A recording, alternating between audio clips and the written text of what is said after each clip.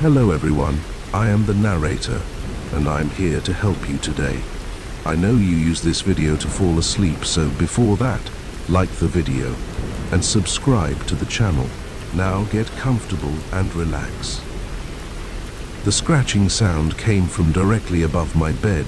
At first I thought it was just the house settling or maybe a squirrel on the roof, but as I lay there in the darkness, my eyes wide open, I realized it was too rhythmic, too deliberate to be anything but human. I'd been hearing strange noises in my attic for weeks now, little thuds and creaks that I'd dismissed as the usual sounds an old house makes. But tonight was different. Tonight, the sounds were unmistakable. My heart raced as I slowly sat up in bed, careful not to make a sound. The scratching continued, steady and persistent. I reached for my phone on the nightstand, my fingers trembling as I dialed.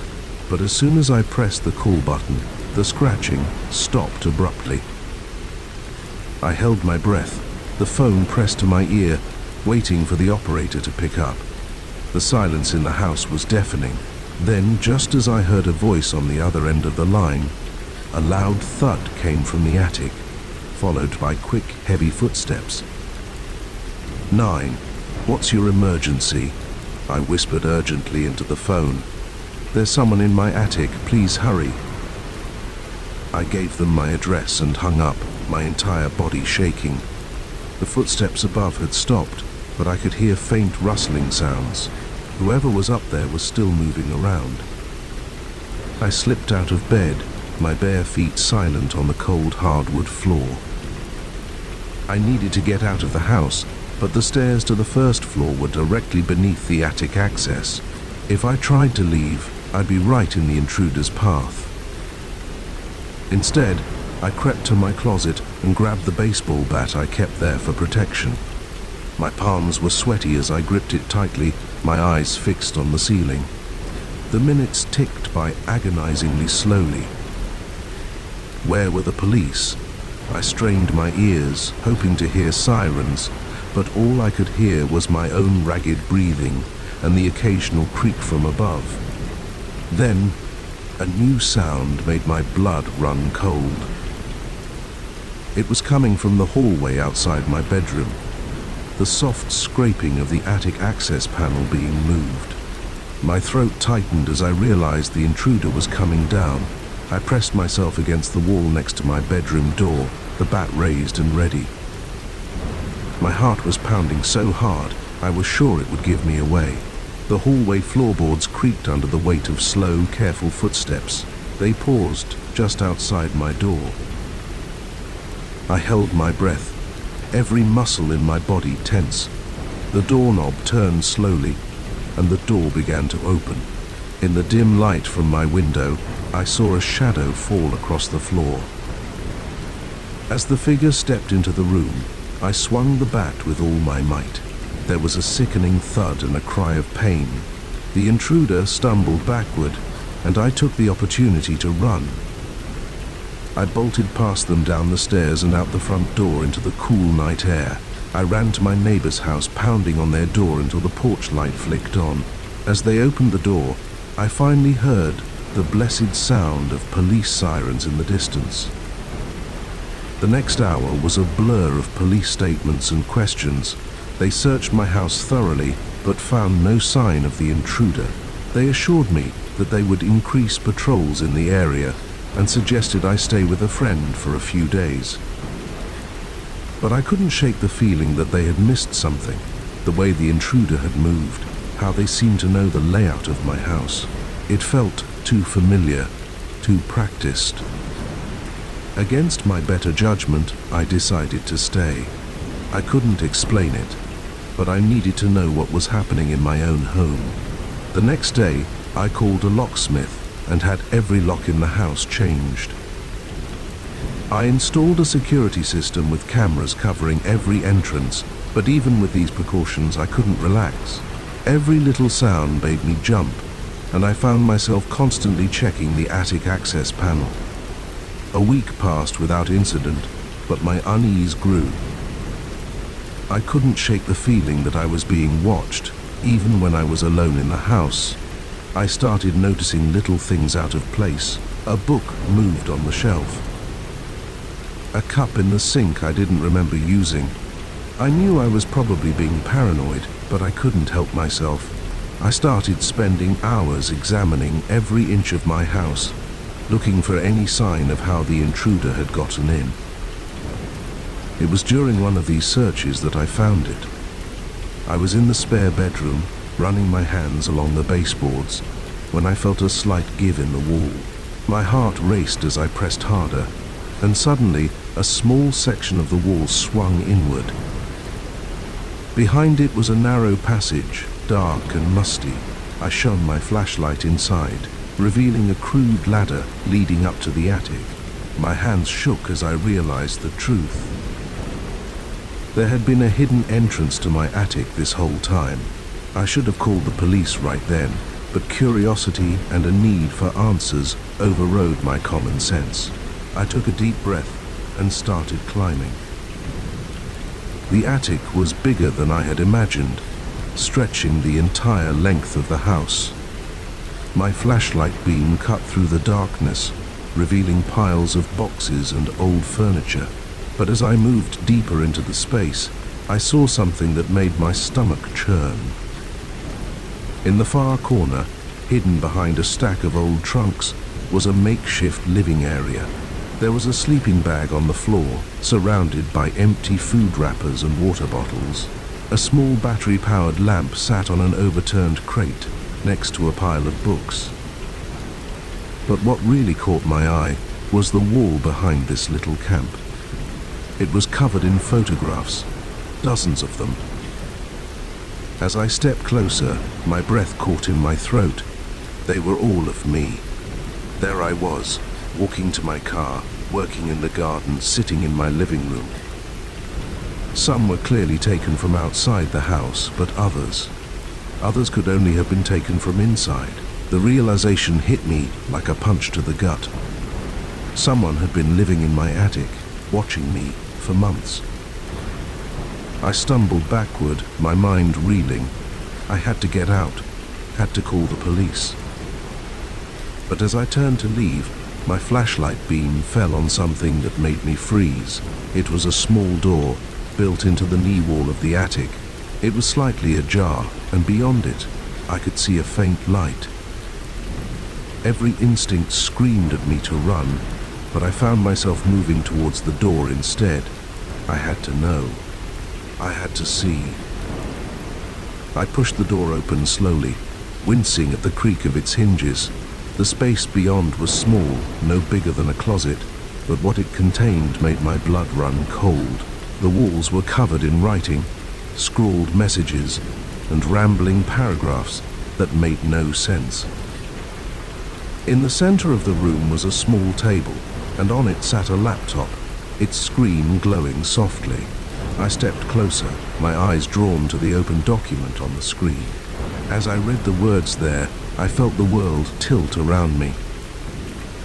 Day 56. She almost caught me today. I was careless, made too much noise. But it's okay. She's not ready yet. Soon, though. Soon she'll understand why I'm here. Why I've been watching her. She's the one. The only one who can help me. Help us. She just doesn't know it yet. The words blurred as tears filled my eyes.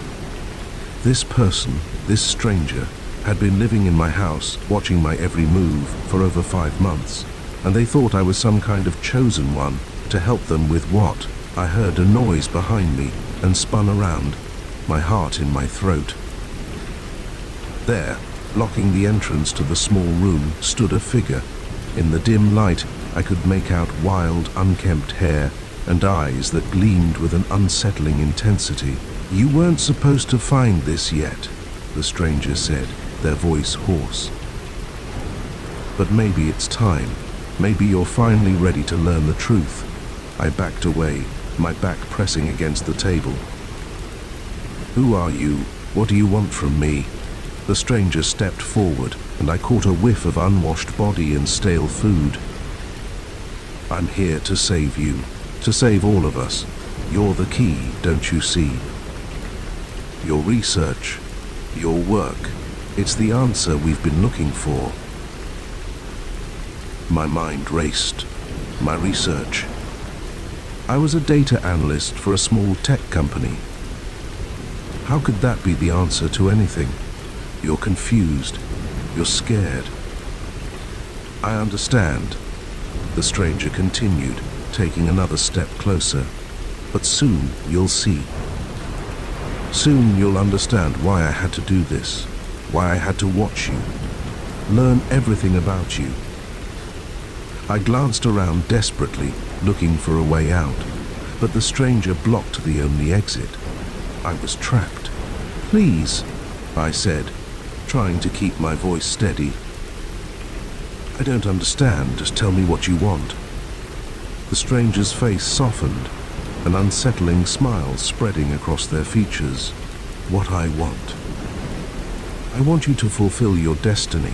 I want you to use your skills to decode the message that will save us all.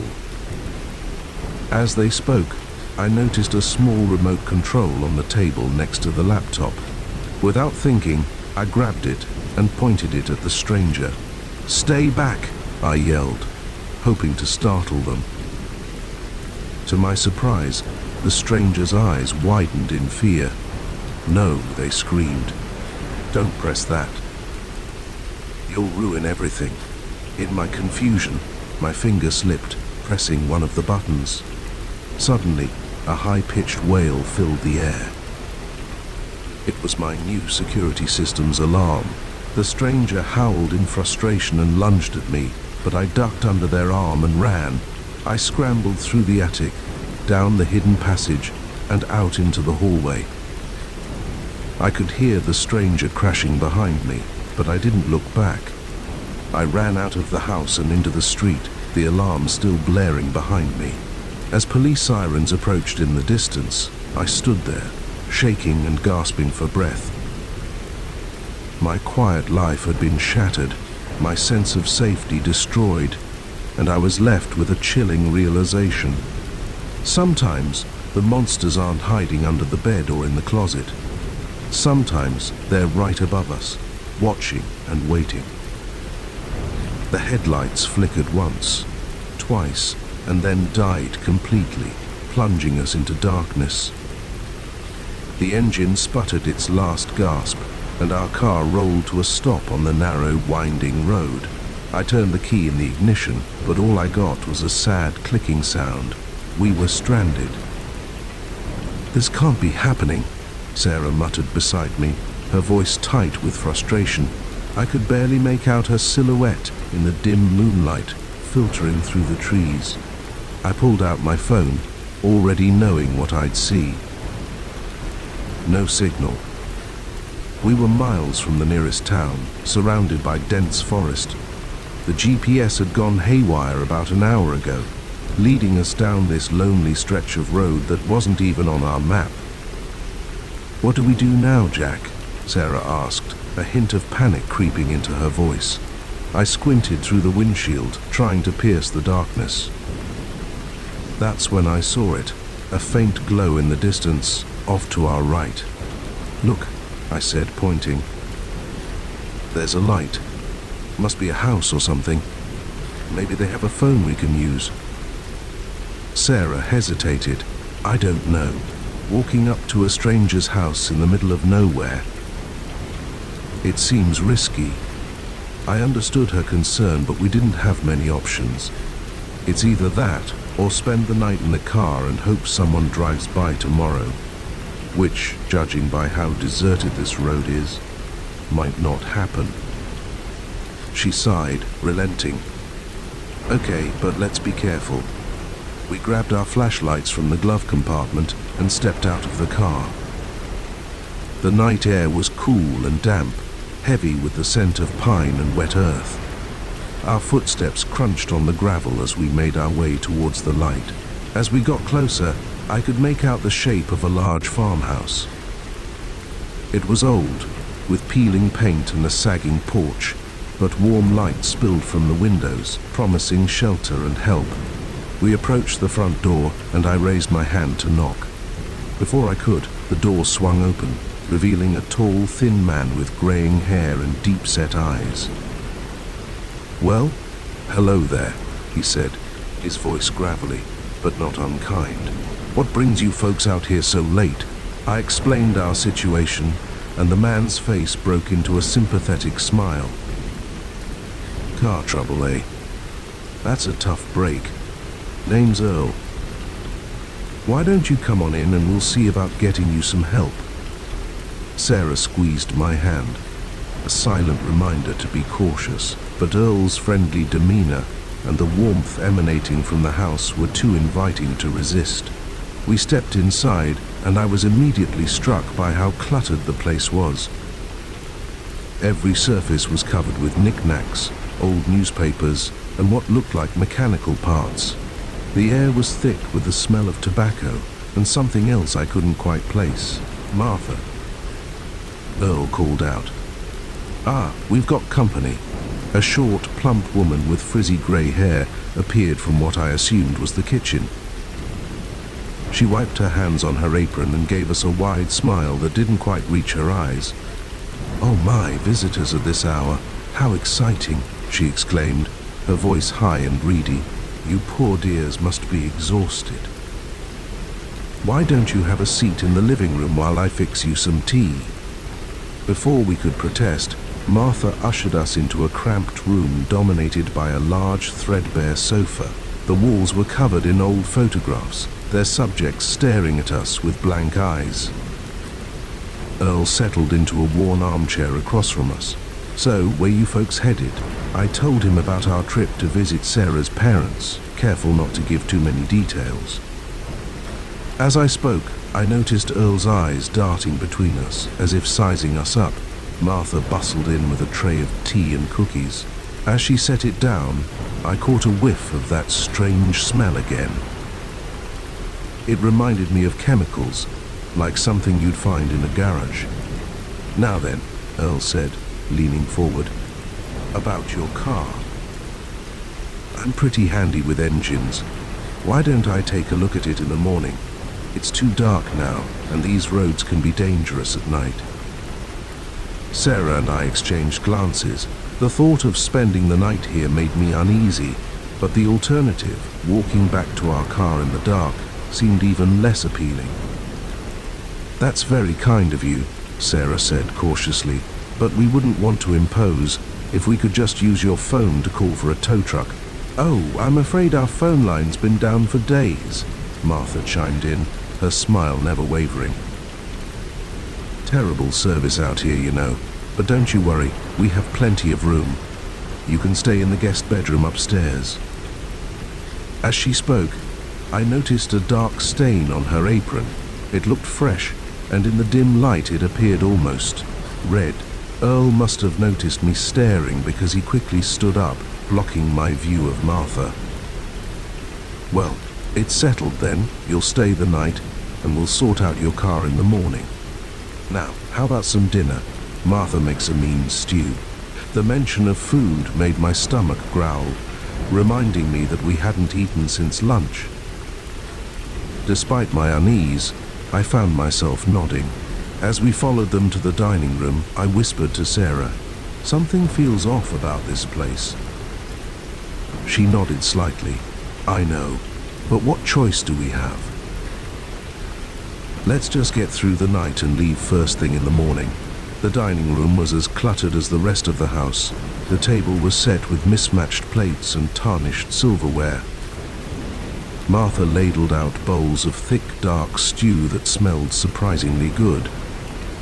As we ate, Earl regaled us with stories about the farm and the surrounding area. He seemed to know every inch of the forest, describing hidden caves and forgotten trails with vivid detail. "You know," he said, his eyes glinting in the candlelight, "people have been known to disappear in these woods. Hikers, campers, even the occasional lost traveler." I felt Sarah stiffen beside me. Earl's tone was casual, almost cheerful, but there was an undercurrent of, Something. A warning. A threat. Martha tittered nervously. "Oh, Earl, don't scare our guests with those old stories. I'm sure they're tired and would like to get some rest." As if on cue, I felt a wave of drowsiness wash over me. My limbs felt heavy, and I had to fight to keep my eyes open. I glanced at Sarah and saw that she was struggling too, her head nodding forward slightly. Alarm bells started ringing in my head, but they seemed far away, muffled. I tried to stand, but my legs wouldn't cooperate. I think we should go to bed," I managed to slur out. Earl's smile widened, showing too many teeth. Of course. Martha, why don't you show our guests to their room?" The trip up the stairs was a blur. I vaguely remember Martha's constant chatter as she led us to a small, musty bedroom with a single bed. As soon as she left, Sarah and I collapsed onto the mattress, too groggy to do anything but succumb to the encroaching darkness. I don't know how long I slept, but I woke with a start, my head pounding. The room was pitch black, and for a moment I couldn't remember where I was. Then it all came rushing back. The car, the farmhouse, Earl and Martha. I fumbled for my phone, using its dim light to check the time. 7 a.m. Sarah was still asleep beside me, her breathing deep and even. That's when I heard it. Voices, muffled but audible, coming from somewhere below us. I strained to listen, catching snippets of conversation. Perfect condition. Fetch a good price. Have to move quickly. My blood ran cold as the implications of what I was hearing sank in. We needed to get out of here. Now. I shook Sarah awake, clamping a hand over her mouth to stifle her startled cry. "We have to go," I whispered urgently. "Something's very wrong here." She nodded, her eyes wide with fear. We crept to the door, wincing at every creak of the old floorboards. The hallway was dark and silent, but I could still hear the murmur of voices from downstairs. We made our way down the stairs, pausing at every sound. As we reached the bottom, I saw light spilling from beneath a closed door. The basement, I realized. We were almost to the front door when a floorboard let out a loud groan under my foot. The voices in the basement suddenly stopped. "Did you hear that?" Earl's voice, no longer friendly but sharp with suspicion. Sarah and I didn't wait. We bolted for the door, fumbling with the lock. Behind us, I heard the basement door open, followed by rapid footsteps. We burst out into the cool night air, running blindly down the overgrown driveway. I could hear Earl shouting behind us, his words lost in the pounding of my heart. We ran until our lungs burned, not daring to look back. When we finally stopped, gasping for air, we found ourselves back on the road where we'd left our car. To our amazement, the car started on the first try, as we sped away, leaving the farmhouse and its sinister occupants far behind. I couldn't shake the feeling that we'd narrowly escaped a fate worse than a broken-down car on a lonely road. We drove in silence for a long time, both of us processing what had happened. It wasn't until we saw the lights of the next town that Sarah finally spoke. "Jack," she said, her voice shaky, "what do you think they were going to do to us?" I shook my head, not wanting to voice the terrible possibilities that had been running through my mind. "I don't know, and I don't want to know. Let's just be grateful we got out of there." As we pulled into a well-lit gas station, surrounded by the comforting signs of civilization, I made a silent vow. No matter how long the detour, no matter how inconvenient, we would never again seek help from strangers on a dark, lonely road. The first thing I noticed was the silence. No birds chirping, no leaves rustling, just an eerie stillness that seemed to swallow every sound. I had been hiking for hours, my boots crunching over fallen leaves and twigs, but now even that seemed muffled. It was as if the forest itself was holding its breath, waiting. I checked my phone again, still no signal.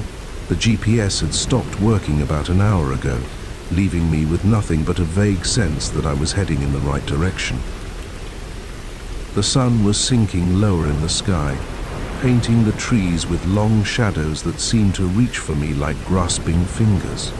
I should have turned back when I realized I was lost, should have retraced my steps and found my way to the marked trail. But something kept pulling me forward, a mixture of stubbornness and curiosity that I would soon regret. As the light faded, I spotted a flicker of brightness through the trees. Hope surged through me. Maybe it was a ranger station or a campsite. I quickened my pace, pushing through the underbrush towards the light. What I found instead made me stop in my tracks. Nestled in a clearing was a collection of ramshackle buildings, their windows glowing with warm, inviting light. Smoke curled from crooked chimneys, and I could hear the faint murmur of voices carried on the evening breeze. Relief washed over me. I had found people, civilization of a sort. They could help me get back to my car, or at least point me in the right direction. I stepped into the clearing, waving to catch someone's attention. The reaction was immediate and unsettling. The voices cut off abruptly, and I saw curtains twitch in windows as faces peered out at me. A door creaked open, and a man stepped out onto a porch, his weathered face set in a wary frown. "Evening," I called out, trying to keep my voice friendly and non-threatening. "I'm sorry to intrude, but I've gotten a bit turned around on the trails. I was hoping you could point me back to the main road." The man didn't respond immediately. His eyes, dark and deep-set, scanned me from head to toe. When he finally spoke, his voice was rough, as if unused to conversation. "Ain't no roads around here, stranger. This is Piney Grove. We don't get many visitors." I felt a chill that had nothing to do with the cooling evening air. Something about the way he said visitors made it sound like a dirty word. "I'm sorry, I didn't mean to trespass," I said, fighting to keep my voice steady. "If you could just give me directions to the nearest town, I'll be on my way." The man's frown deepened. "Nearest town's a fair ways off. Getting dark soon. Ain't safe in these woods at night." As if on cue, I heard a distant howl that made the hair on the back of my neck stand up. It didn't sound like any wolf or coyote I'd ever heard. The man seemed to come to a decision. "Reckon you'd better come inside. We'll sort you out in the morning." Part of me wanted to refuse, to turn and run back into the forest, but the rational part of my brain knew that would be suicide. I was lost. It was getting dark, and who knew what kind of animals were out there? Reluctantly, I nodded and followed him towards one of the larger buildings. As we walked, I noticed more people emerging from the other houses. They watched me with a mixture of curiosity and suspicion, their faces gaunt and pale in the fading light. Children peered around their parents' legs, their eyes wide and unblinking. The inside of the building was dimly lit by oil lamps, casting flickering shadows on walls covered in faded floral wallpaper. The furniture looked ancient, as if it had been passed down through generations. The air was thick with the smell of wood smoke and something else, something earthy and slightly sweet that I couldn't quite place. "Name's Ezekiel," the man said, gesturing for me to sit at a worn wooden table. "This here's my wife, Martha." A thin woman with long grey hair nodded at me from near the fireplace. Her eyes never left me as she stirred something in a large pot hanging over the flames. "I'm Lisa," I said, forcing a smile. "Thank you for your hospitality." Ezekiel grunted in response. "You'll stay here tonight?" In the morning, we'll see about getting you back where you came from." I wanted to protest, to insist on leaving right away, but I knew it would be pointless. I was at their mercy, at least for now. Martha ladled some stew into a chipped bowl and set it in front of me. The smell made my stomach growl, reminding me that I hadn't eaten since that morning. I took a cautious bite, surprised by the rich, gamey flavor. "What kind of meat is this?" I asked, more to break the uncomfortable silence than out of real curiosity. "Best not to ask questions you don't want answers to," Ezekiel replied, his tone making it clear that the subject was closed. As I ate, I couldn't shake the feeling that something was very wrong here. The way Ezekiel and Martha watched me, the strange silence from outside, the odd smell that seemed to permeate everything, it all added up to a sense of wrongness that made my skin crawl. After dinner, Martha showed me to a small room upstairs. The bed was lumpy and the blankets smelled musty, but I was too exhausted to care. I lay down, fully clothed, and tried to sleep. I must have dozed off because I woke with a start, disoriented in the unfamiliar darkness. For a moment, I couldn't remember where I was, then it all came flooding back. The hike, getting lost, finding Piney Grove. A noise from outside caught my attention. Voices, low and urgent, drifted up from below. I crept to the window, careful not to make any noise, and peered out. In the moonlight, I could see a group of people gathered in the center of the clearing. They were dressed in long robes, their faces hidden by hoods. In the center of the circle stood Ezekiel, his arms raised as he spoke in a language I didn't recognize. My heart pounded in my chest as I watched the strange ritual unfold. What kind of place had I stumbled into? Suddenly, one of the robed figures looked up, straight at my window. I ducked down, praying they hadn't seen me. I waited, barely breathing, for what felt like hours. When I finally dared to look again, the clearing was empty. Sleep was impossible after that. I lay in bed, every creak of the old house making me jump. As soon as the first light of dawn crept through the window, I made my decision. I had to get out of here. I eased the door open, wincing at every scream, the next week of the hinges. The house was silent as I crept down the stairs, my heart in my throat. I had just reached the front door when a voice behind me made me freeze. Leaving? So soon. I turned slowly to see Ezekiel standing at the foot of the stairs, his eyes glittering in the dim light. I thought I'd get an early start, I stammered, reaching for the door handle. Ezekiel took a step towards me. Ain't polite to leave without saying goodbye, especially when you've seen things you shouldn't. My blood ran cold. I didn't see anything. I lied, my voice shaking. Please, I just want to go home. He shook his head slowly. I'm afraid that ain't possible. You see, Piney Grove has ways of dealing with outsiders who learn our secrets. I didn't wait to hear more. I yanked the door open and ran, my feet pounding on the dirt as I sprinted towards the trees. Behind me, I could hear shouts and the sound of pursuit. I ran blindly through the forest, branches whipping at my face, roots threatening to trip me with every step. The strange, howling cry I had heard the night before echoed through the trees, closer now, and filled with a hungry eagerness that sent chills down my spine. I don't know how long I ran. My lungs burned, and my legs felt like lead, but terror kept me moving. The sounds of pursuit faded, but I didn't slow down. I couldn't shake the feeling that something was still after me, something that didn't need to run to catch its prey. Just when I thought I couldn't go on, I burst out of the trees onto a paved road. A car was approaching, and I waved my arms frantically, not caring how crazy I must look. The car screeched to a halt, and an elderly couple peered out at me in concern. "Are you all right, dear?"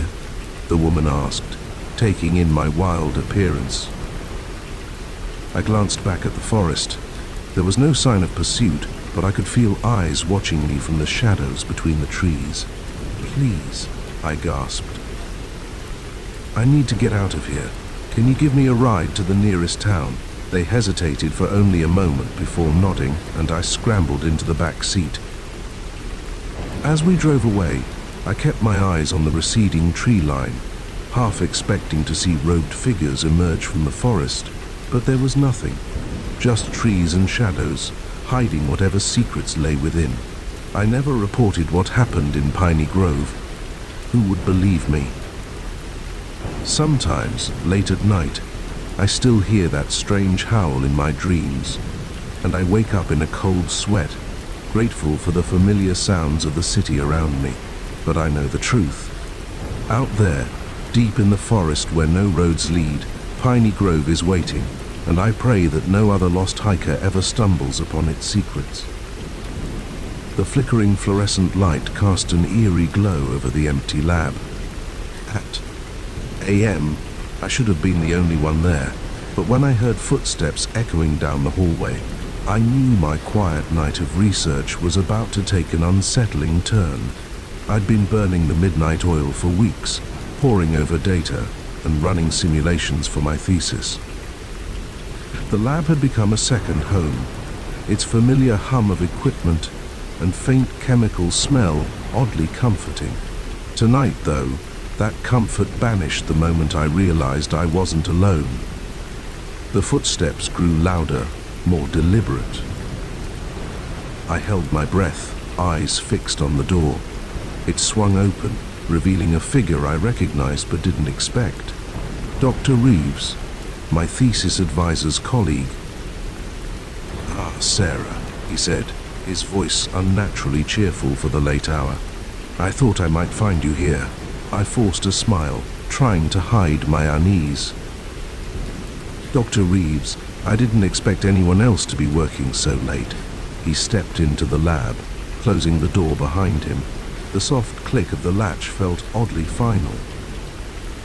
"Oh, you know how it is," he said, waving a hand dismissively. "Sometimes the best ideas come at night." I nodded, turning back to my computer screen in the hope he'd take the hint and leave. But instead, I felt him move closer, peering over my shoulder at the data sprawled across my monitor. "What fascinating work you're doing here," he murmured, his breath uncomfortably warm on my neck. "Remind me again." "What's the focus of your research?" I shifted in my chair, putting some distance between us. "It's a new approach to data encryption," I explained, keeping my voice neutral. "Using quantum entanglement to create unbreakable codes." His eyes lit up with an intensity that made my skin crawl. "Unbreakable codes, you say?" Now that's interesting. Very interesting indeed. Something in his tone set off alarm bells in my head. Dr. Reeves had always been polite but distant in our previous interactions. This sudden interest felt wrong, almost predatory. "It's still early stages," I said, minimizing the window on my screen. "Lots of work to do before it's anywhere near practical application." He chuckled, a low sound that raised the hair on the back of my neck. "Oh, I'm sure, but even early-stage research can be, valuable, to the right people, of course." My heart began to race. Was he implying what I thought he was? I stood up, needing to put more space between us. "Well, it's getting late. I should probably head home." Dr. Reeves didn't move. His eyes, usually hidden behind thick glasses, seemed to bore into me. "Before you go, I'd love to take a closer look at your data. Maybe I could offer some insights." I hesitated, my instincts screaming at me to get out. But he was a respected professor, a colleague of my advisor. Refusing outright could have consequences for my academic career. "I appreciate the offer," I said carefully, "but I don't think that would be appropriate." You know how it is with research integrity and all that. His friendly demeanor slipped for a moment, revealing something harder underneath. Come now, Sarah, we're all colleagues here.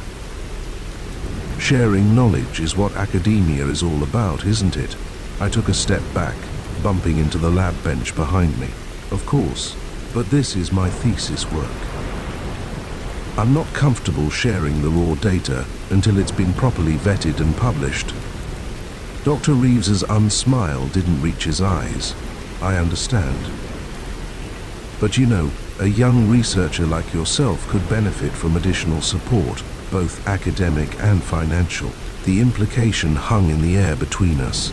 My mouth went dry as I realized the full extent of what was happening. Dr. Reeves wasn't just being nosy or overstepping boundaries. He was trying to steal my research. I'm doing fine, thank you, I said, my voice steadier than I felt. Now, if you'll excuse me, I really need to go. I moved to grab my bag, but he stepped in front of me, blocking my path to the door. I don't think you understand the opportunity I'm offering you, Sarah.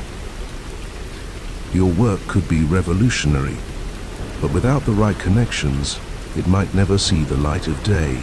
I have those connections. I can make sure your research gets the attention it deserves.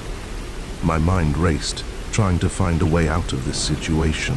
I glanced at the emergency exit, but it would trigger an alarm if opened. My phone was in my bag, on the other side of Dr. Reeves. I appreciate your interest, I said, fighting to keep my voice calm, but I'm not interested in any outside help. My advisor and I have everything under control. His expression hardened. Your advisor doesn't understand the potential of what you're working on, but there are people who do. People who would pay handsomely for a peek at your research. The pretense was gone now. He was openly admitting to wanting to sell my work to the highest bidder. I felt a surge of anger cut through my fear. That's not going to happen, I said firmly. Now please, let me leave. Dr. Reeves took a step closer, looming over me. I'm afraid I can't do that. Not until we come to an understanding. My heart pounded in my chest. I was trapped between him and the lab bench, with no clear way out. But as my hand brushed against the cool surface behind me, an idea formed. In one swift motion, I grabbed a beaker of distilled water and threw it in his face. He stumbled back, sputtering and wiping at his eyes. I used the moment of distraction to dart around him, snatching my bag as I ran for the door. "You'll regret this," he shouted behind me. But I was already in the hallway, running as fast as I could. I didn't stop until I reached my car, my hands shaking as I fumbled with the keys. As I drove away, I could see Dr. Reeves emerge from the building in my rearview mirror, his face contorted with anger. The next few days were a blur of fear and paranoia. I stayed away from the lab, working from home and jumping at every unexpected sound. I knew I had to do something, but the thought of confronting Dr. Reeves or reporting him filled me with dread. What if no one believed me? What if it ruined my academic career? But as the initial shock wore off, anger began to replace fear. This was my research, my hard work. I wasn't going to let someone steal it or intimidate me into giving it up. I set up a meeting with my advisor, Dr. Chen. As I sat in her office, my palms sweating and my heart racing, I told her everything that had happened that night in the lab. To my immense relief, she believed me. More than that, she was furious on my behalf. "This is completely unacceptable," she said, her usually calm demeanor replaced by righteous anger. "We're going to the dean with this immediately." What followed was a whirlwind of meetings, investigations, and uncomfortable confrontations. Dr. Reeves denied everything at first, but faced with the evidence, including security camera footage from the lab that night, he eventually confessed. It turned out I wasn't his first victim. Other students and researchers came forward with similar stories of pressure and attempted theft. The scandal rocked the department, leading to Dr. Reeves' dismissal and a complete overhaul of research security protocols. As for me, I threw myself back into my work with renewed determination. The experience had shaken me, but it had also shown me the value of what I was doing. If people were willing to go to such lengths to steal it, then it must be worth protecting and pursuing.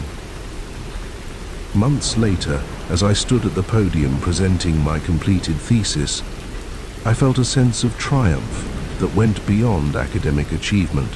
I had faced a threat to my work and my integrity, and I had come out stronger for it. The applause that followed my presentation was sweet, but the real victory was in knowing that the research was mine, earned through hard work and perseverance in the face of adversity. As I left the auditorium, Dr. Chen caught up with me, a proud smile on her face. "Brilliant work, Sarah," she said. "You know, we've received some interesting inquiries about potential applications for your encryption method. Completely above board, of course." I grinned, feeling a mix of excitement and vindication. "That's great news. I can't wait to see where this research goes next." As we walked out into the bright sunlight, I felt a sense of optimism about the future. The path ahead might not always be easy or straightforward, but I knew now that I had the strength to face whatever challenges came my way. The incident with Dr. Reeves had taught me a valuable lesson. In the world of cutting-edge research, knowledge truly is power, and sometimes protecting that knowledge is just as important as discovering it in the first place. The rain was coming down in sheets, turning the highway into a blurry mess of headlights and reflections. I squinted through the windshield, my wipers working overtime but barely making a dent in the downpour. That's when I saw him, a lone figure on the side of the road, thumb out, looking as drenched and miserable as a stray cat caught in a storm. I don't usually pick up hitchhikers. It's not the safest thing to do these days. But something about the way he stood there, shoulders hunched against the rain, made me slow down. Before I could talk myself out of it, I was pulling over to the shoulder, the car's tires splashing through puddles. The man jogged over, his face hidden beneath the hood of a dark jacket. As he opened the passenger door, letting in a gust of wind and rain, I caught a glimpse of a scruffy beard and grateful eyes. "Thanks," he said, his voice gruff but not unfriendly. "Didn't think anyone would stop in this weather." I nodded, trying to shake off the nagging feeling that I might be making a mistake. "Where are you headed?" "Just down the road a ways," he replied vaguely, settling into the seat. "Wherever you're going is fine." As I pulled back onto the highway, I snuck a glance at my new passenger. He was older than I'd first thought, maybe in his 50s, with deep lines etched into his weathered face. His clothes were worn but clean, and he didn't give off the unsettling vibe I'd expect from someone dangerous. We drove in silence for a few minutes, the only sound the steady drumming of rain on the roof and the swish of the wipers. I was just starting to relax when he spoke again. "So, Mark, how long have you lived in Cedar Grove?" I felt my body tense, my hands gripping the steering wheel a little tighter. I hadn't told him my name, and I certainly hadn't mentioned where I lived. "How did you know that?" I asked, trying to keep my voice steady. He chuckled, a low sound that sent a chill down my spine. "Oh, I know a lot of things about you, Mark. I know you work at the bank on Main Street. I know you have a golden retriever named Max. And I know your wife, Sarah, is probably wondering why you're running late tonight." My mind raced. How could he possibly know all this? I'd never seen this man before in my life. Cedar Grove was a small town, sure, but not so small that everyone knew everyone else's business. "Who are you?" I demanded, my voice shaking despite my best efforts to stay calm.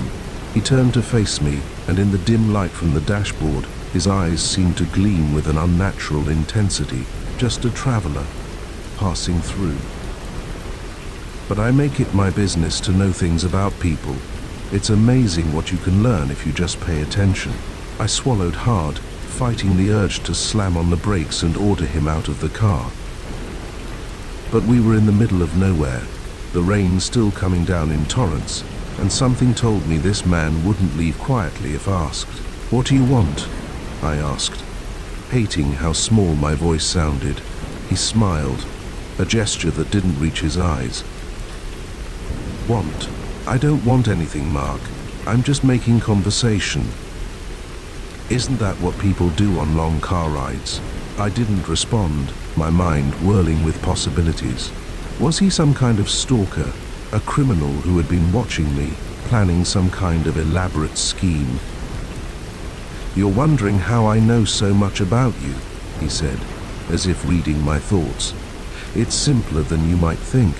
Your name tag is still on your shirt. You forgot to take it off after work. The dog hair on your pants suggests a large breed, and I saw the golden retriever bumper sticker on your car. As for Sarah, well, you've been checking your phone at every red light. It doesn't take a genius to figure out you're running late and someone's waiting for you." His explanation was logical, but it did little to ease my fear. There was still something off about the whole situation, something that made my skin crawl. "Look," I said, spotting a gas station up ahead. "I think this is far enough. I'm going to pull over and you can." "I wouldn't do that if I were you, Mark," he interrupted, his voice suddenly hard. "We're not done talking yet." I felt a flash of anger cut through my fear. "This is my car. I get to decide when the ride is over." He laughed, but there was no humor in it. "Oh, Mark, you gave up that control the moment you let me in. But don't worry, I'm not going to hurt you. I just want to talk." "About what?" I asked, my mouth dry. "About choices," he said, leaning back in his seat. "About the decisions we make and the consequences that follow. For instance, your decision to embezzle money from the bank. Small amounts here and there, nothing anyone would notice right away. But it adds up, doesn't it?" My blood ran cold. There was no way he could know about that. I'd been so careful, covering my tracks, making sure the numbers always balanced out. "I don't know what you're talking about," I lied, but my voice sounded weak even to my own ears. He turned to look at me, his eyes boring into mine. "Don't insult my intelligence, Mark. We both know the truth. The question is, what are you going to do about it?" I gripped the steering wheel so tight my knuckles turned white. "Are you blackmailing me? Is that what this is?" He shook his head, looking almost disappointed. "Blackmail is such an ugly word. I prefer to think of this as an opportunity. A chance for you to make things right before it's too late." "What do you mean?" I asked, even though part of me didn't want to know the answer. "The bank is conducting an audit next week. They're going to find the discrepancies, and when they do, your comfortable life in Cedar Grove will come crashing down. Unless..." He let the word hang in the air between us. I knew I shouldn't ask, shouldn't engage with this stranger who seemed to know far too much about my life and my mistakes. But I couldn't help myself. "Unless what?" "Unless you turn yourself in," he said simply. "Go to your boss first thing tomorrow morning. Confess everything, pay back what you took. It won't be easy, but it'll be a lot better than waiting for them to discover it on their own." I laughed bitterly. "And why would I do that, eh? Why should I believe anything you say?" He sighed, reaching into his jacket pocket. I tensed, half expecting him to pull out a weapon. Instead, he produced a small leather-bound notebook. "Because I have proof," he said, flipping it open. "Dates, amounts, account numbers, everything they'll need to convict you. I'm giving you a chance to get ahead of this, Mark. A chance you don't deserve, but one I'm offering nonetheless." My mind reeled. How had he gotten this information? Who was he, really? But even as these questions swirled in my head, I knew he was right. The audit would expose everything, and if I didn't act first, I'd lose far more than just my job. "Why are you doing this?" I asked, my voice barely above a whisper. "Why do you care what happens to me?" He was quiet for a long moment, staring out at the rain-slicked road ahead. When he spoke, his voice was softer, almost sad. "Let's just say I've been where you are, Mark. Made the same mistakes. Thought I could outsmart the system. I learned the hard way that there's always a reckoning. I'm trying to save you from that pain." We drove in silence for several minutes, the weight of his words settling over me like a heavy blanket. As we approached the outskirts of Cedar Grove, I knew I had a decision to make. "There's a diner up ahead," I said finally. "I'll drop you off there." He nodded, seemingly satisfied. As I pulled into the diner's parking lot, he gathered his things, preparing to step back out into the rain. "Remember, Mark," he said, his hand on the door handle. "First thing tomorrow morning, it's your only chance." Before I could respond, he was gone, disappearing into the stormy night as quickly as he had appeared. I sat there for a long time, the engine idling, rain pattering on the roof. Finally, I pulled out my phone and dialed Sarah's number. "Hey," I said when she answered, my voice thick with emotion. "I'm on my way home, but I need to talk to you about something important when I get there." As I hung up and put the car in drive, I felt a strange mix of dread and relief. The road ahead wouldn't be easy, but for the first time in months, I felt like I was heading in the right direction. The mysterious hitchhiker had given me a second chance. Now it was up to me to make the most of it. The crack of a twig snapping jolted me from my peaceful reverie. I froze, my marshmallow-laden stick hovering over the campfire. The dense forest around me, which had seemed so inviting during the day, now loomed ominously in the gathering dusk. I held my breath, straining to hear over the crackling of the fire. There it was again, the unmistakable sound of footsteps, too heavy and deliberate to be an animal. I'd come to these woods alone, seeking solitude and a break from the chaos of city life. Now, as fear crept up my spine, I was acutely aware of just how isolated I truly was. Slowly, I set down my stick and reached for the flashlight beside me. The beam cut through the encroaching darkness, illuminating the dense undergrowth at the edge of my campsite.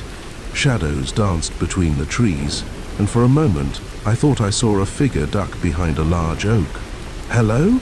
I called out, hating how my voice quavered. "Is someone there?" Silence answered me, broken only by the gentle rustle of leaves in the evening breeze. I stood up, my legs shaky beneath me. Maybe I was imagining things. Maybe the solitude was getting to me, making me jumpy. But then I saw it, a flash of movement just beyond the circle of my flashlight's beam. My heart leapt into my throat as I caught a glimpse of a dark shape moving through the trees, keeping to the shadows. Fight or flight instinct kicked in, and I chose flight.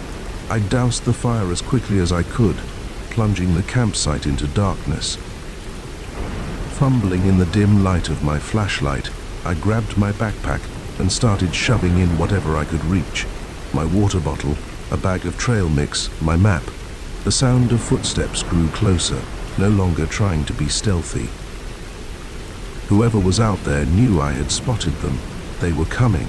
I abandoned the rest of my gear and took off into the woods. My flashlight bobbing wildly as I ran. Branches whipped at my face and roots seemed to reach up to trip me, but fear propelled me forward, deeper into the unfamiliar forest. After what felt like hours but was probably only minutes, I stopped, gasping for breath. I leaned against a tree, trying to orient myself. In my panic, I had run blindly, with no thought to direction or landmarks. The realization hit me like a punch to the gut. I was lost. A twig snapped nearby, and I stifled a scream. They were still following me. I took off again, no longer caring about the noise I made. My pursuer seemed to know exactly where I was anyway. My lungs burned, and my legs ached, but terror kept me moving. Suddenly, the ground disappeared from beneath my feet. I tumbled down a steep embankment, leaves and twigs scratching my skin as I rolled. I came to a stop at the bottom, the wind knocked out of me. Then I heard it, the sound of someone carefully making their way down the slope after me. Panic gave me strength. I staggered to my feet, ignoring the pain in my ankle, and limped forward. A figure stood there, just a silhouette against the darker backdrop of the forest. "What do you want?" I shouted, my voice raw with fear and exhaustion. The figure took a step forward. "I want you to listen," a deep voice replied. I backed away, my hands held out in front of me. "Stay back, I have a weapon." It was a pathetic bluff, but it was all I had. The man, for I could now see it was a man, stopped. "No, you don't," he said, his tone almost gentle. "You left everything behind at your campsite, including this." He held up something that glinted in the starlight. My hunting knife. My stomach dropped. He had been to my campsite, had gone through my things. How long had he been watching me? "Who are you?" I asked, trying to keep my voice steady. "Why are you doing this?" He took another step forward, and I could make out more details now.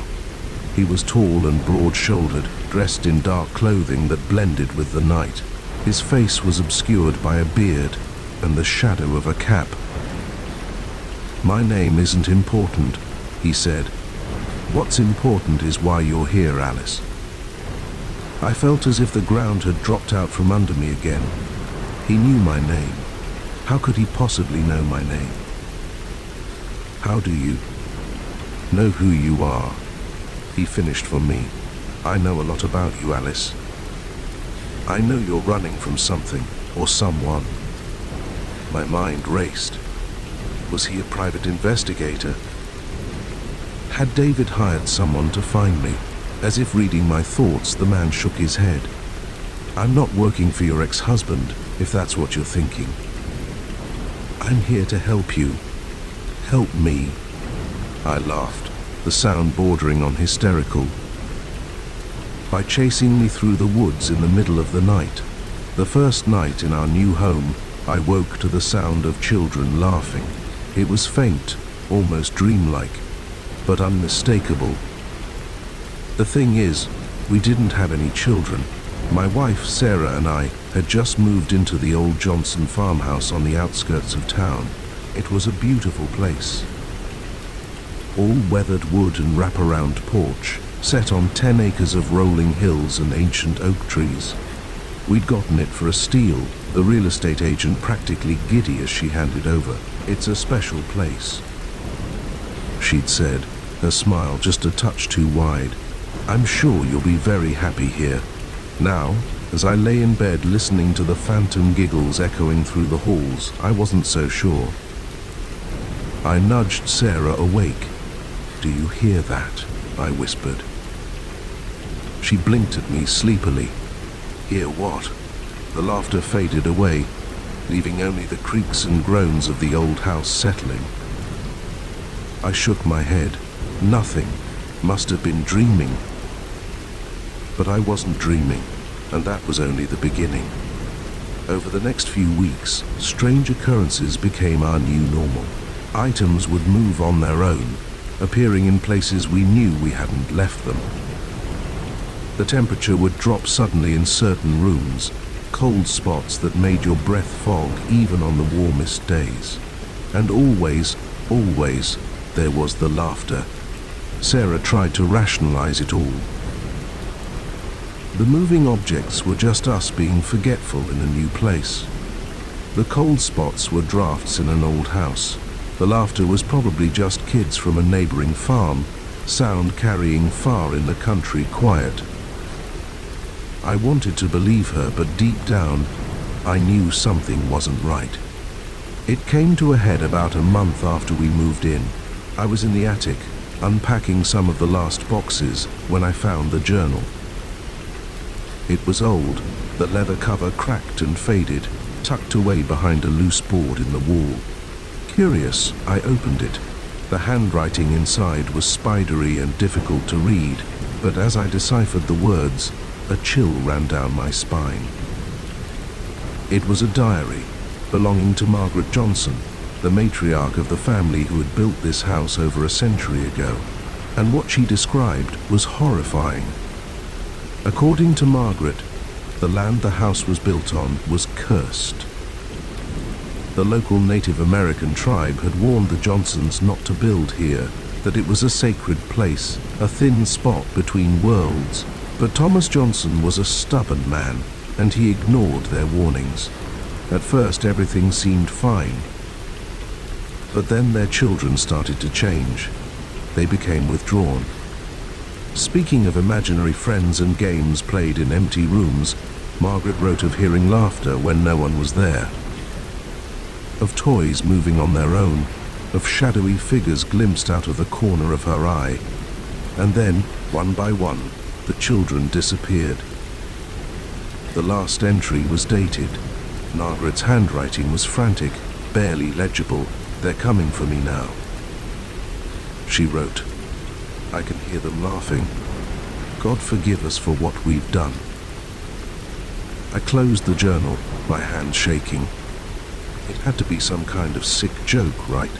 A prop left behind by the previous owners to scare new residents. But as I stood there, the attic suddenly felt colder, and I could have sworn I heard a child's giggle right behind me. I practically fell down the attic stairs in my haste to get out. I found Sarah in the kitchen, humming as she prepared dinner. The normality of the scene was jarring after what I'd just read. "Sarah," I said, my voice trembling. "We need to talk about the house." I told her everything. The journal, the curse, the disappearing children.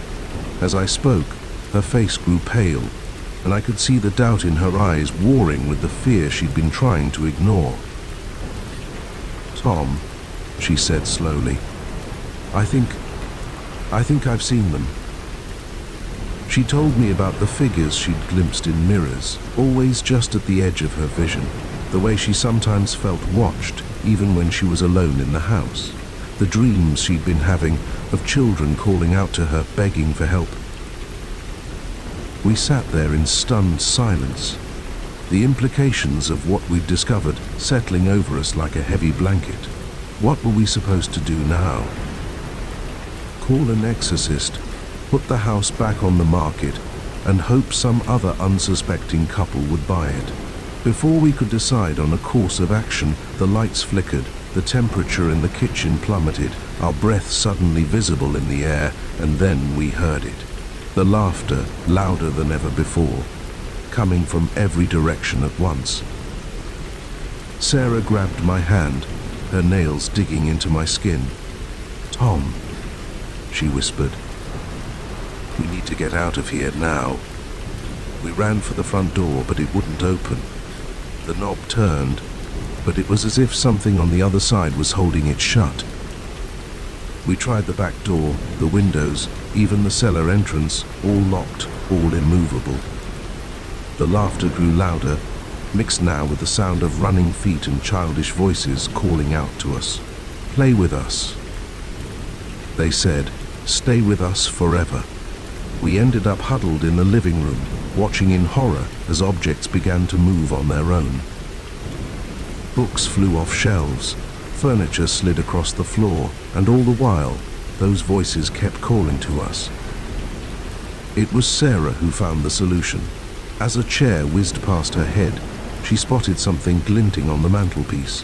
It was an old arrowhead, probably Native American, displayed as a curio by a previous owner. "The journal," she gasped. It said this was sacred land, maybe. She didn't need to finish the thought. I lunged for the arrowhead, snatching it just as an unseen force tried to pull it away. The moment my fingers closed around it, everything stopped. The flying objects dropped to the floor, the laughter cut off abruptly, and the oppressive cold dissipated. We didn't wait to see if it was truly over. The front door swung open easily now, and we ran to our car, still in our pajamas, the arrowhead clutched tightly in my hand. We drove through the night, not stopping until we were 2 states away. We never went back to the farmhouse. We hired a company to pack up our belongings and sell the place, making sure to include the arrowhead and Margaret's journal with the property. We also made them promise to disclose the house's history to any potential buyers. Last I heard, the place is still on the market. The real estate agent calls it a charming fixer-upper with a rich history. Sarah and I call it a nightmare we barely escaped. Sometimes, late at night, I still wake up thinking I hear children laughing. But now, in our new home in the city, surrounded by the comforting sounds of traffic and neighbors, I can convince myself it's just a dream, most of the time anyway. We don't talk much about what happened in that house.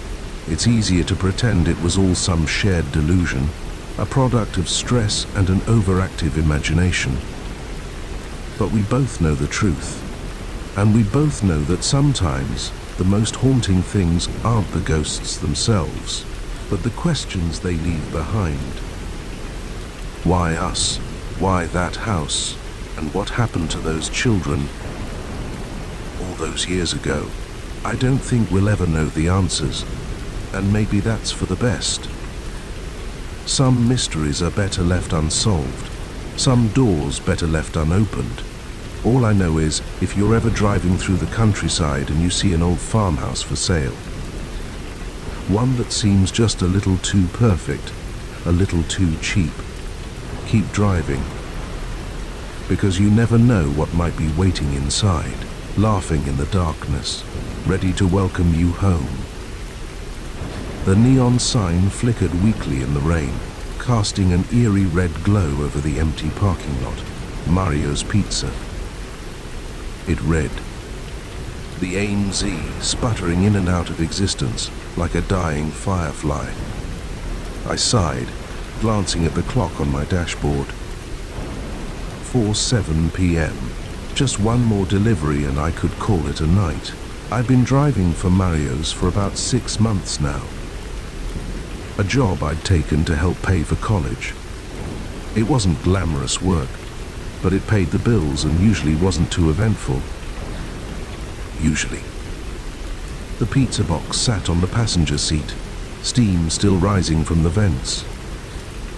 The address was way out on the edge of our delivery zone, a part of town I wasn't too familiar with.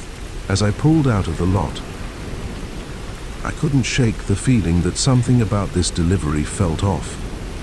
The rain intensified as I drove, fat droplets splattering against the windshield faster than my wipers could clear them. The streets grew narrower, the houses more spread out.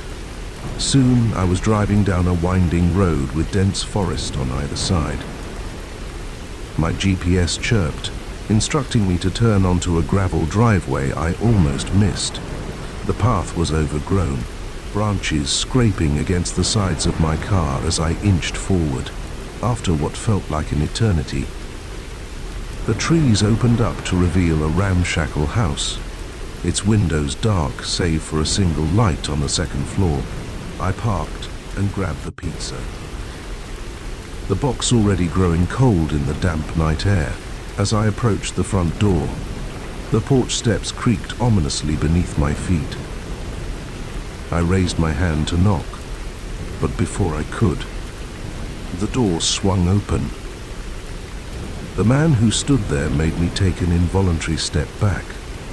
He was tall, easily over 6 feet, with a wild beard and eyes that seemed to bore right through me. He wore a stained wife-beater and jeans that had seen better days. Pizza delivery, I stammered, holding out the box. The man's face split into a grin that didn't reach his eyes. "Right on time," he said, his voice a low growl. "Why don't you bring that inside? I've got to grab my wallet." Every instinct I had was screaming at me to leave, to get back in my car and drive away as fast as I could. But I was new to this job, and I didn't want to risk getting fired over a misunderstanding. So, against my better judgment, I stepped inside. The interior of the house was dark and cluttered. The air was thick with the smell of cigarette smoke and something else, something metallic that made my nose wrinkle. The man led me through a narrow hallway into what I assumed was the living room. "Set it down there," he said, gesturing to a coffee table littered with empty beer cans and overflowing ashtrays. "I'll be right back with the money." He disappeared up a creaky staircase, leaving me alone in the dim room.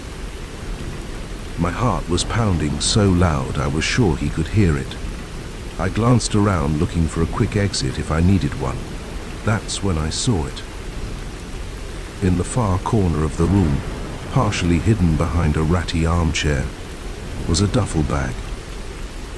It was unzipped, and poking out of it was something that made my blood run cold.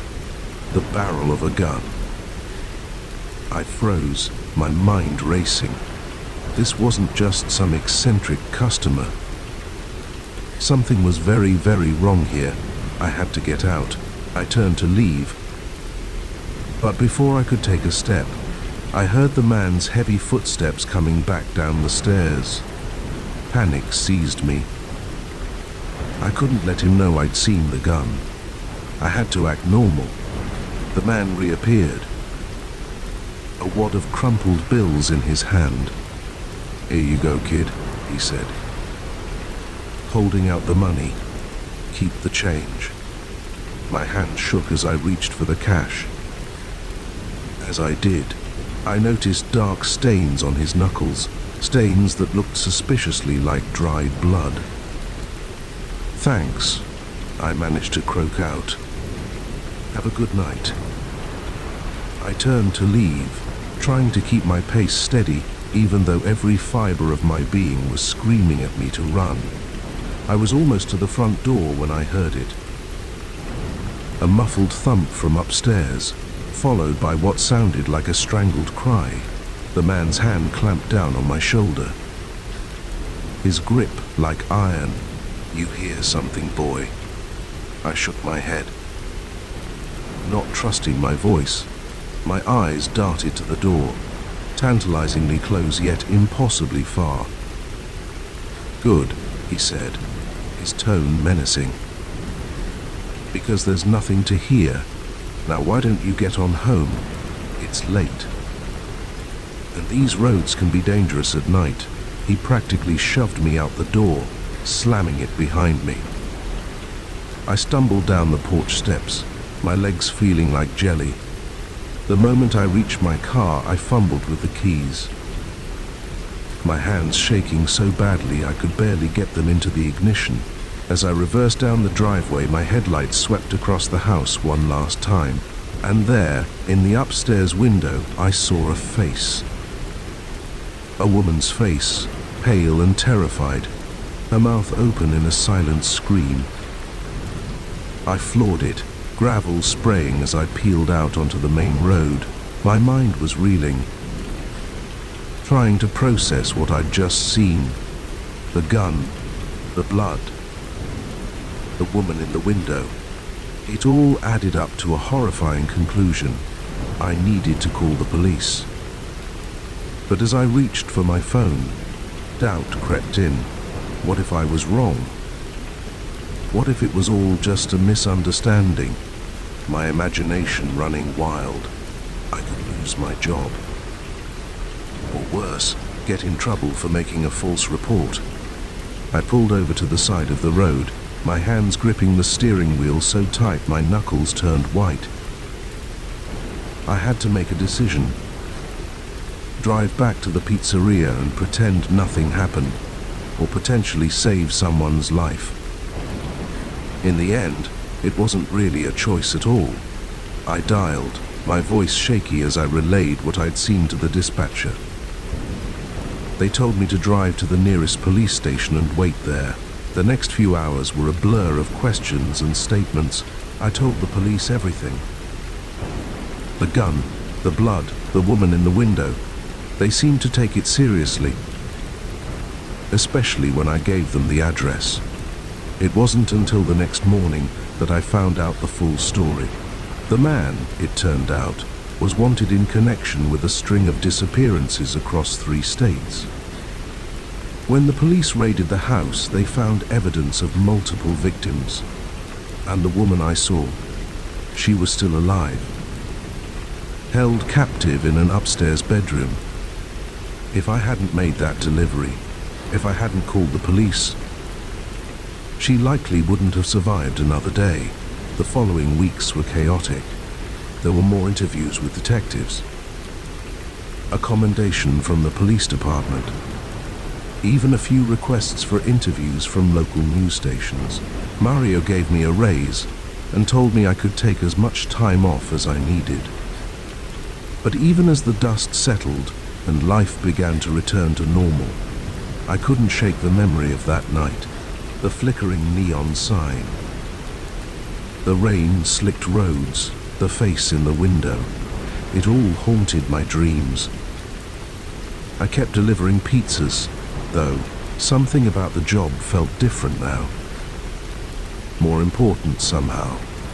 Every delivery could be someone's lifeline, every interaction a chance to make a difference.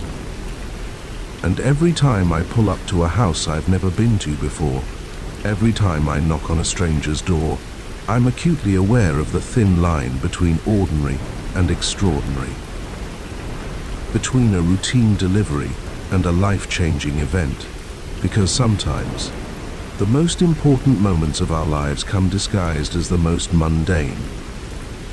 Sometimes a simple pizza delivery can change everything.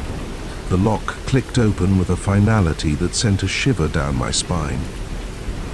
As the door swung inward, revealing the rustic interior of our rented cabin, I couldn't shake the feeling that we were stepping into something we couldn't easily escape.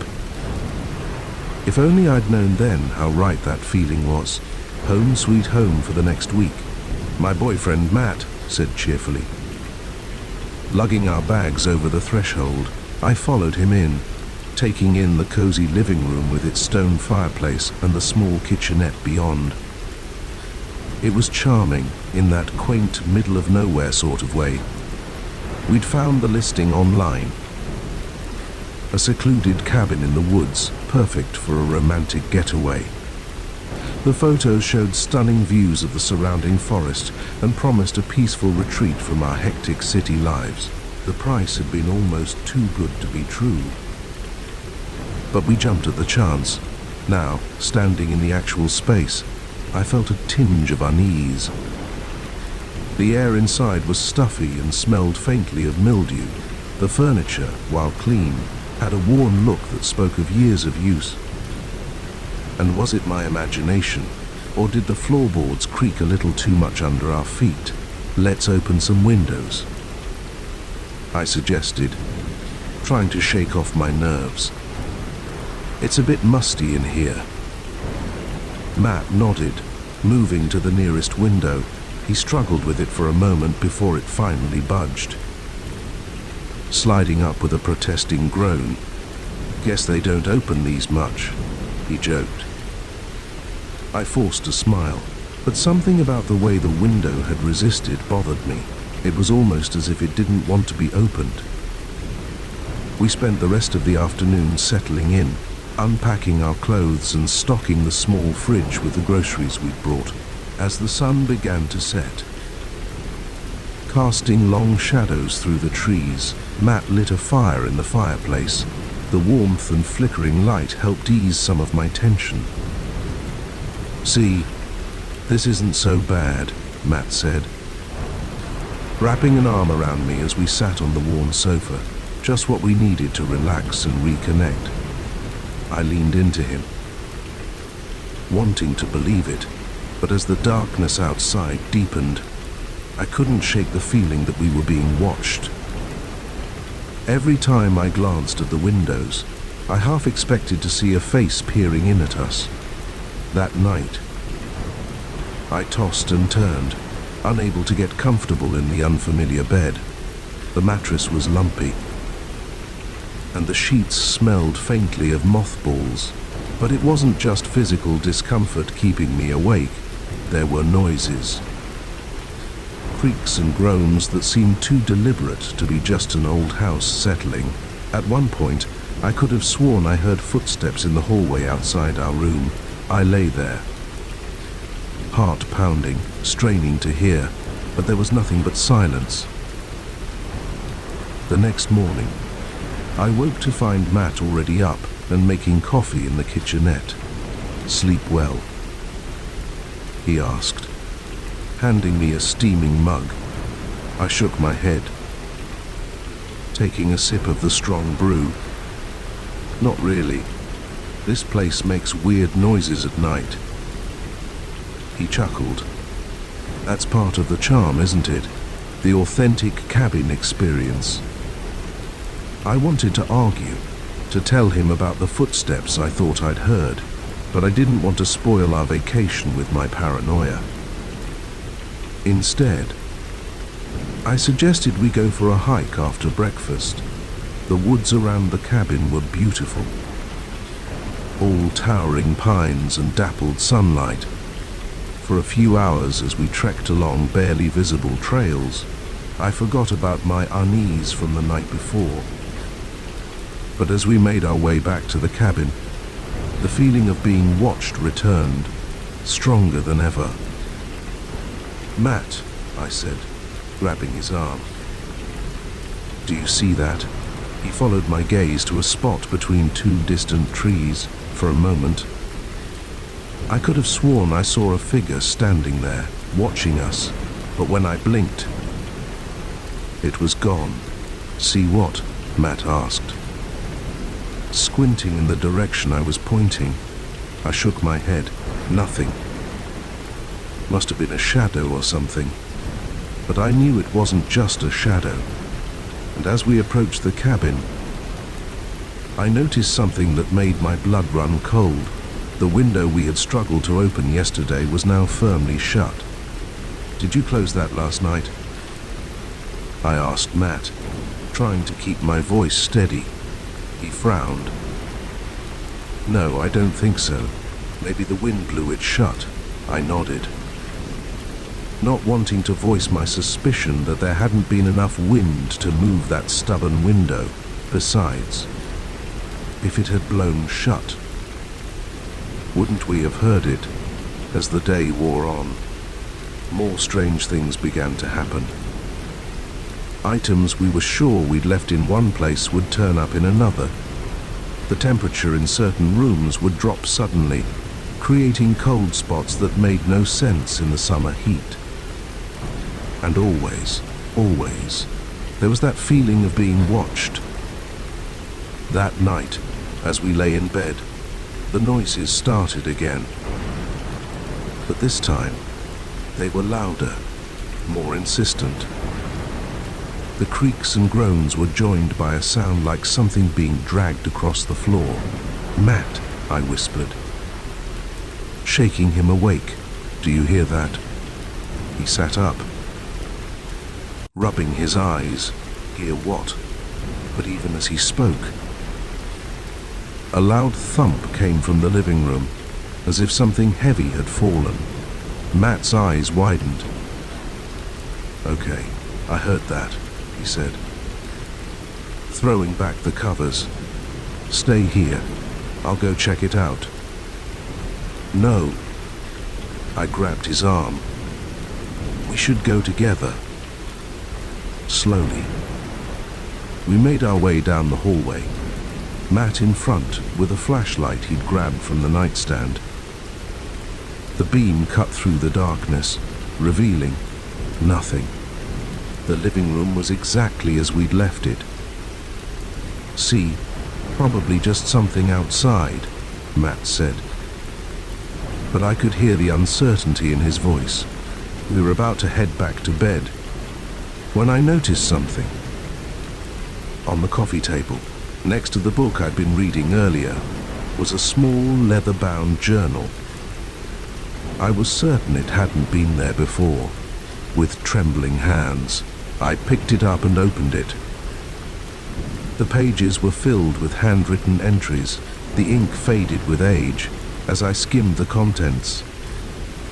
My heart began to race. It was a diary belonging to a woman named Eleanor, who had lived in this cabin decades ago. She wrote of strange occurrences, of items moving on their own, of voices in the night, and she wrote of a presence, something dark and malevolent that seemed to grow stronger with each passing day. The final entry chilled me to the bone. "It's here," Eleanor had written. Her usually neat handwriting now a frantic scrawl. "God help me. It's here and I can't escape. If anyone finds this, please, don't stay. Run while you still can." I looked up at Matt, my face pale. "We need to leave. Now." He opened his mouth to argue. But at that moment, every light in the cabin flickered and died. In the sudden darkness, we heard a sound that could only be described as a low, menacing chuckle. We didn't wait to see what would happen next, grabbing only our phones and car keys. We ran for the door. It resisted at first, as if something was holding it shut. But with a final desperate shove, it flew open.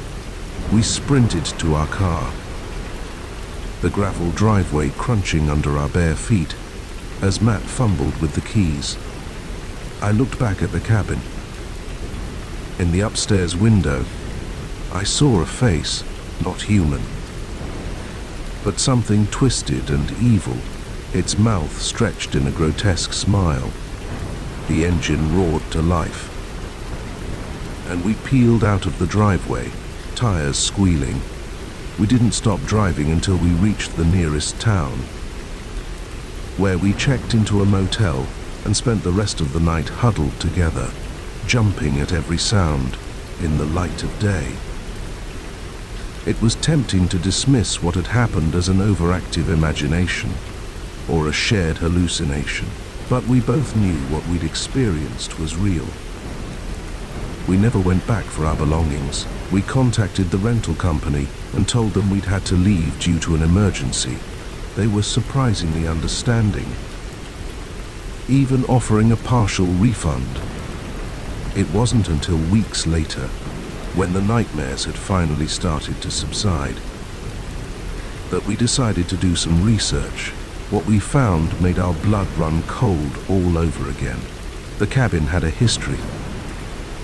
It turned out, over the years, several renters had fled in the middle of the night, telling tales of supernatural occurrences, and there were those who hadn't fled, whose disappearances remained unsolved mysteries.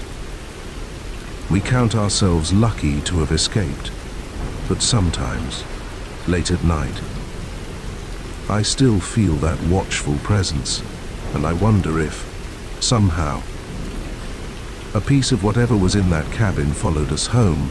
So if you're ever browsing online, looking for a quaint cabin in the woods for a romantic getaway, be careful. Sometimes, the perfect retreat is too good to be true. And sometimes the things that go bump in the night are all too real. The first sign that something was wrong was the door to the master bedroom. It was closed. I never closed that door, not since I'd started house-sitting for the Wilsons 2 days ago. I stood there, hand hovering over the doorknob, a chill creeping up my spine despite the summer heat. I'd taken this job as a way to make some extra cash during my college break. The Wilsons were loaded. Their sprawling mansion sat on 5 acres of manicured lawns and gardens. It was the kind of place where you'd expect to find a butler named Jeeves. Not a 20-year-old student watering plants and feeding cats. "You'll have the run of the place," Mrs. Wilson had said with a laugh, as she handed me the keys. "Just don't throw any wild parties while we're gone." As if I knew anyone who'd want to party in this mausoleum of marble and antiques. No, I'd spent most of my time binge-watching shows on their massive TV and raiding their well-stocked fridge. It was supposed to be an easy gig. But now, staring at that closed door, easy was the last word on my mind. I took a deep breath and turned the knob. The door swung open silently, revealing the immaculate master suite. Everything looked normal. The king-sized bed with its mountain of pillows, the chaise lounge by the window, the doors to the walk-in closet and ensuite bathroom.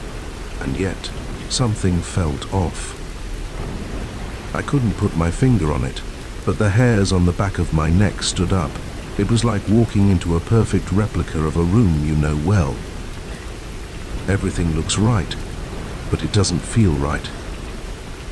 I shook my head, trying to clear away the paranoia. I was letting my imagination run wild. Probably watched one too many horror movies on that big TV. I was about to leave when I noticed it. A faint scent in the air, something floral and unfamiliar. It wasn't Mrs. Wilson's usual perfume, which lingered on her clothes in the closet. This was different. Fresher. My heart began to race. Had someone been in here? I did a quick scan of the room, looking for anything out of place. The jewelry box on the dresser caught my eye. Was it? Slightly askew, with trembling hands. I opened it. I didn't know much about jewelry, but even I could tell that the glittering diamonds and pearls inside were worth a fortune. And they all seemed to be there. If someone had broken in, why wouldn't they take these? A noise from downstairs made me jump. It sounded like footsteps. But that was impossible. I was alone in the house. The cats were outside. The cleaning service wasn't due for days, and the Wilsons weren't set to return from their European vacation for another week. I crept to the top of the grand staircase, straining my ears. Silence. Maybe I'd imagined it. But then I heard it again. The unmistakable sound of someone moving around in the kitchen. Panic seized me. I should run, I thought.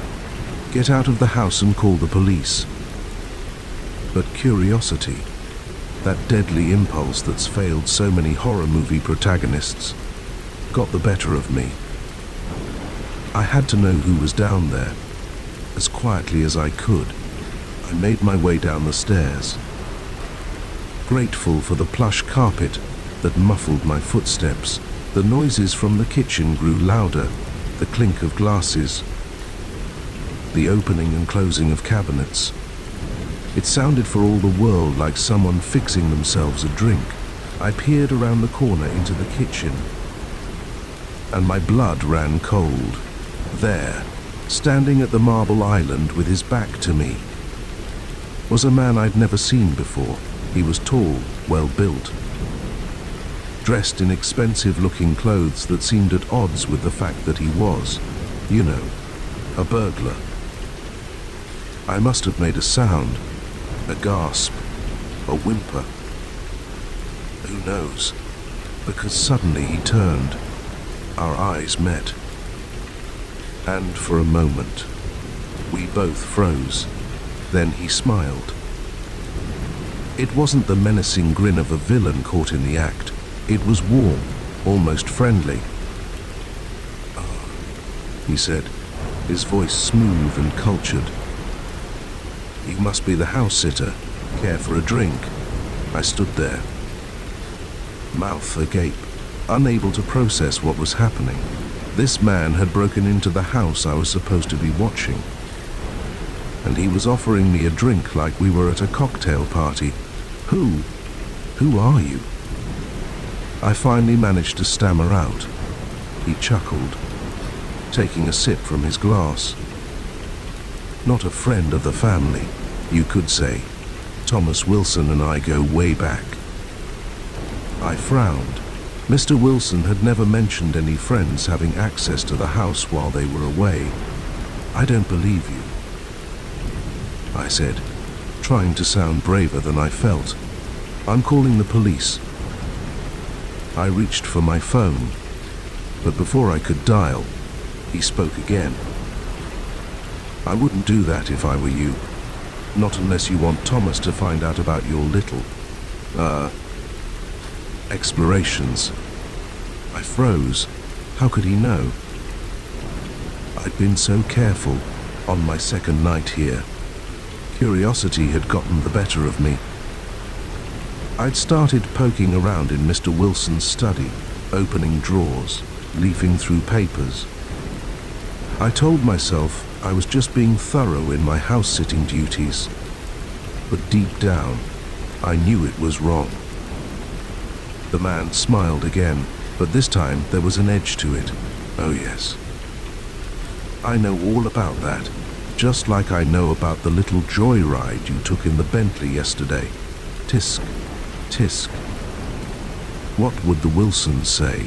My mind raced. How could he possibly know these things? Unless you've been watching me, I said. The realization dawning with a sickening clarity. He raised his glass in a mock toast. Bright girl. Yes, I've been keeping an eye on things, making sure the Wilsons' property is secure. But why? I asked, my voice barely above a whisper. Who are you, really? He set his glass down and leaned against the counter, fixing me with an intense stare. Let's just say I have a vested interest in the Wilsons' affairs and in making sure certain sensitive information remains private. My heart was pounding so hard I was sure he could hear it. What kind of information? The kind that could ruin a man like Thomas Wilson, he said, his voice low and dangerous. The kind that's worth killing for, I gasped, taking an involuntary step back. You're blackmailing him. He shrugged, the gesture casual, but his eyes never leaving mine. Blackmail is such an ugly word. I prefer to think of it as a mutually beneficial arrangement, one that's been working quite well for years now. My mind was reeling. The perfect, wealthy Wilsons. What dark secrets were they hiding? And what had I stumbled into? What happens now? I asked, hating how small and scared my voice sounded. He smiled, but it didn't reach his eyes. Now you have a choice to make. My dear, you can forget this ever happened, finish your house-sitting job, and walk away with a nice paycheck and your conscience clear. Or, he let the word hang in the air, heavy with implication. Or what? I whispered. Or you can try to be a hero. Call the police. Tell the Wilsons what you've seen. But consider this. Who do you think they'll believe? A trusted family friend or a college student who's been snooping through their private things and joyriding in their cars? I felt sick. He was right. I had no proof, and I'd abused the Wilsons' trust. Even if they believed me, I'd still be in trouble. So what'll it be? He asked, picking up his glass again. The easy way or the hard way? I stood there, frozen in indecision. The right thing to do was clear. I should call the police, consequences be damned, but fear. That primal instinct for self-preservation held me back, in the end. It wasn't courage or morality that decided it. It was pure, dumb luck. At that moment, headlights swept across the kitchen window. A car was coming up the driveway. The man's eyes widened in surprise. "Impossible," he muttered. "They're not due back for days," but the sound of car doors slamming, followed by familiar voices, proved him wrong. The Wilsons were home early. In the chaos that followed, the Wilsons' shock at finding an intruder, my fumbling explanations, the man's smooth lies. The truth came out. It wasn't pretty. There were tears, recriminations, threats of legal action. But in the end, justice prevailed.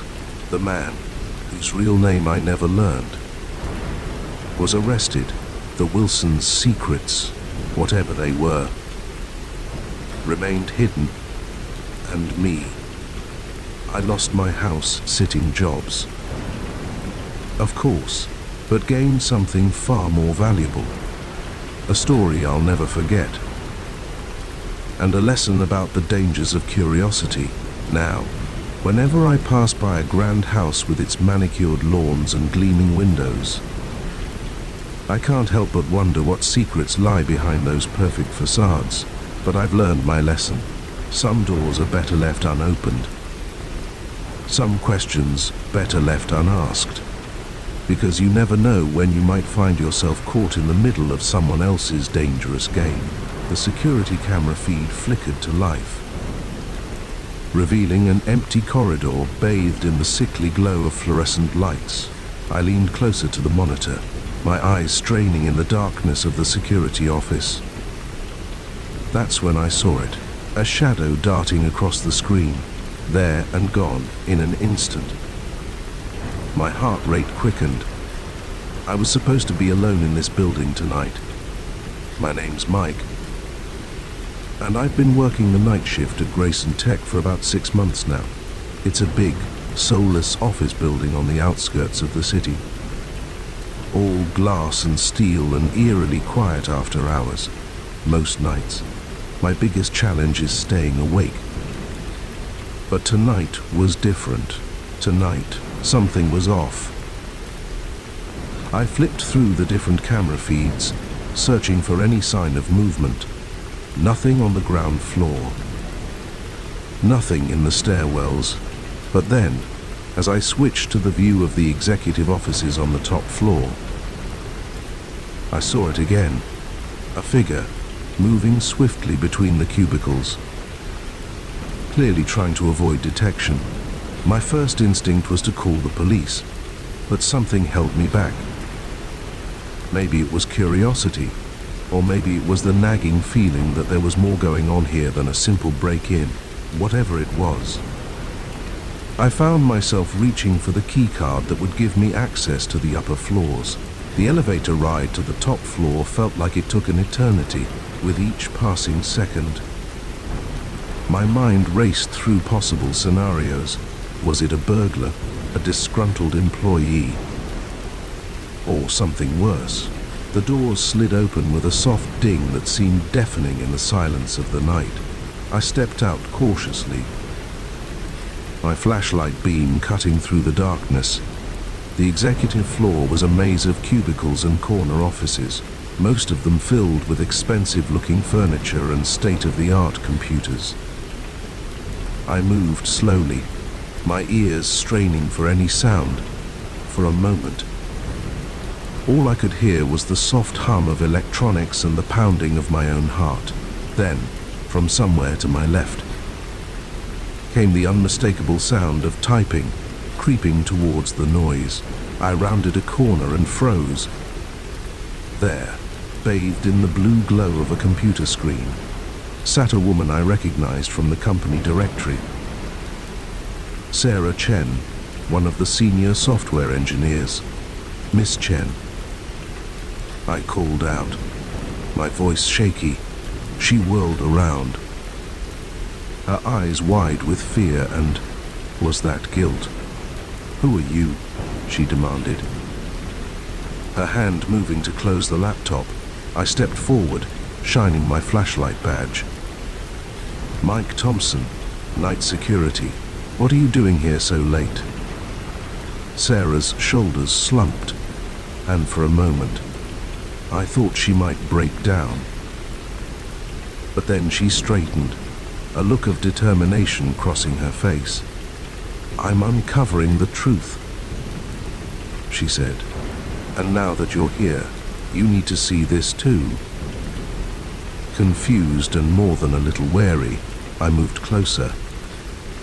Sarah reopened the laptop, revealing lines of code that meant nothing to me. "Grayson Tech isn't what you think it is," she said, her voice low and urgent. "The software we're developing, it's not just for business analytics.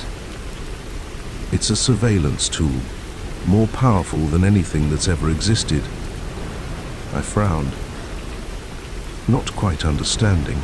"What do you mean?" Sarah took a deep breath. "It can track anyone, anywhere. Social media, security cameras, financial transactions. It pulls it all together in real time, and it's being sold to governments, corporations, anyone who can afford it." The implications hit me like a truck, if what she was saying was true. This was big, huge, the kind of thing that could bring down companies and topple governments. "Why are you telling me this?" I asked, my mouth dry. Sarah's eyes met mine, and I saw the fear there, but also a steely resolve. "Because I need your help. I'm gathering evidence, but I can't do this alone. If they catch me..." She didn't need to finish the sentence. We both knew what happened to whistleblowers in the corporate world. I should have said no.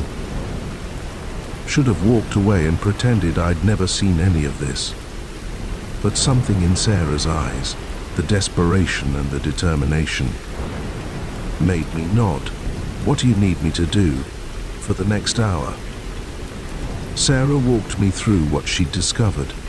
The secret servers hidden in the building's basement, the coded messages in seemingly innocuous emails, the offshore accounts where the money from these less than legal sales was being funneled. As the night wore on, I found myself pulled deeper into a world of corporate espionage and government conspiracies. It was like something out of a movie, except this was real, and the danger was palpable. We were so engrossed in our work that we almost missed the sound of the elevator arriving on our floor. Sarah's head snapped up, her face pale. "They're here," she whispered. I didn't need to ask who they were.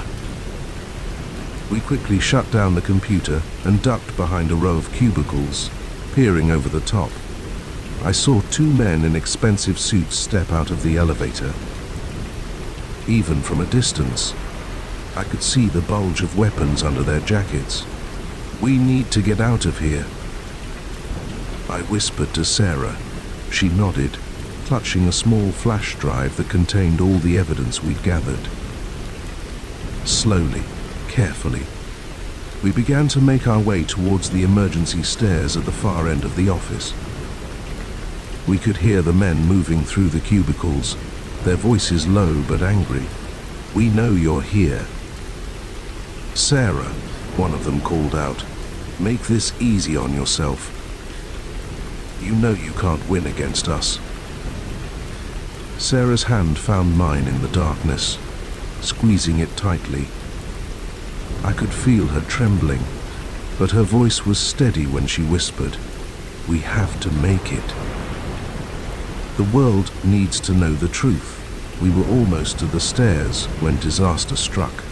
In the darkness, I stumbled over a trash can, sending it clattering across the floor.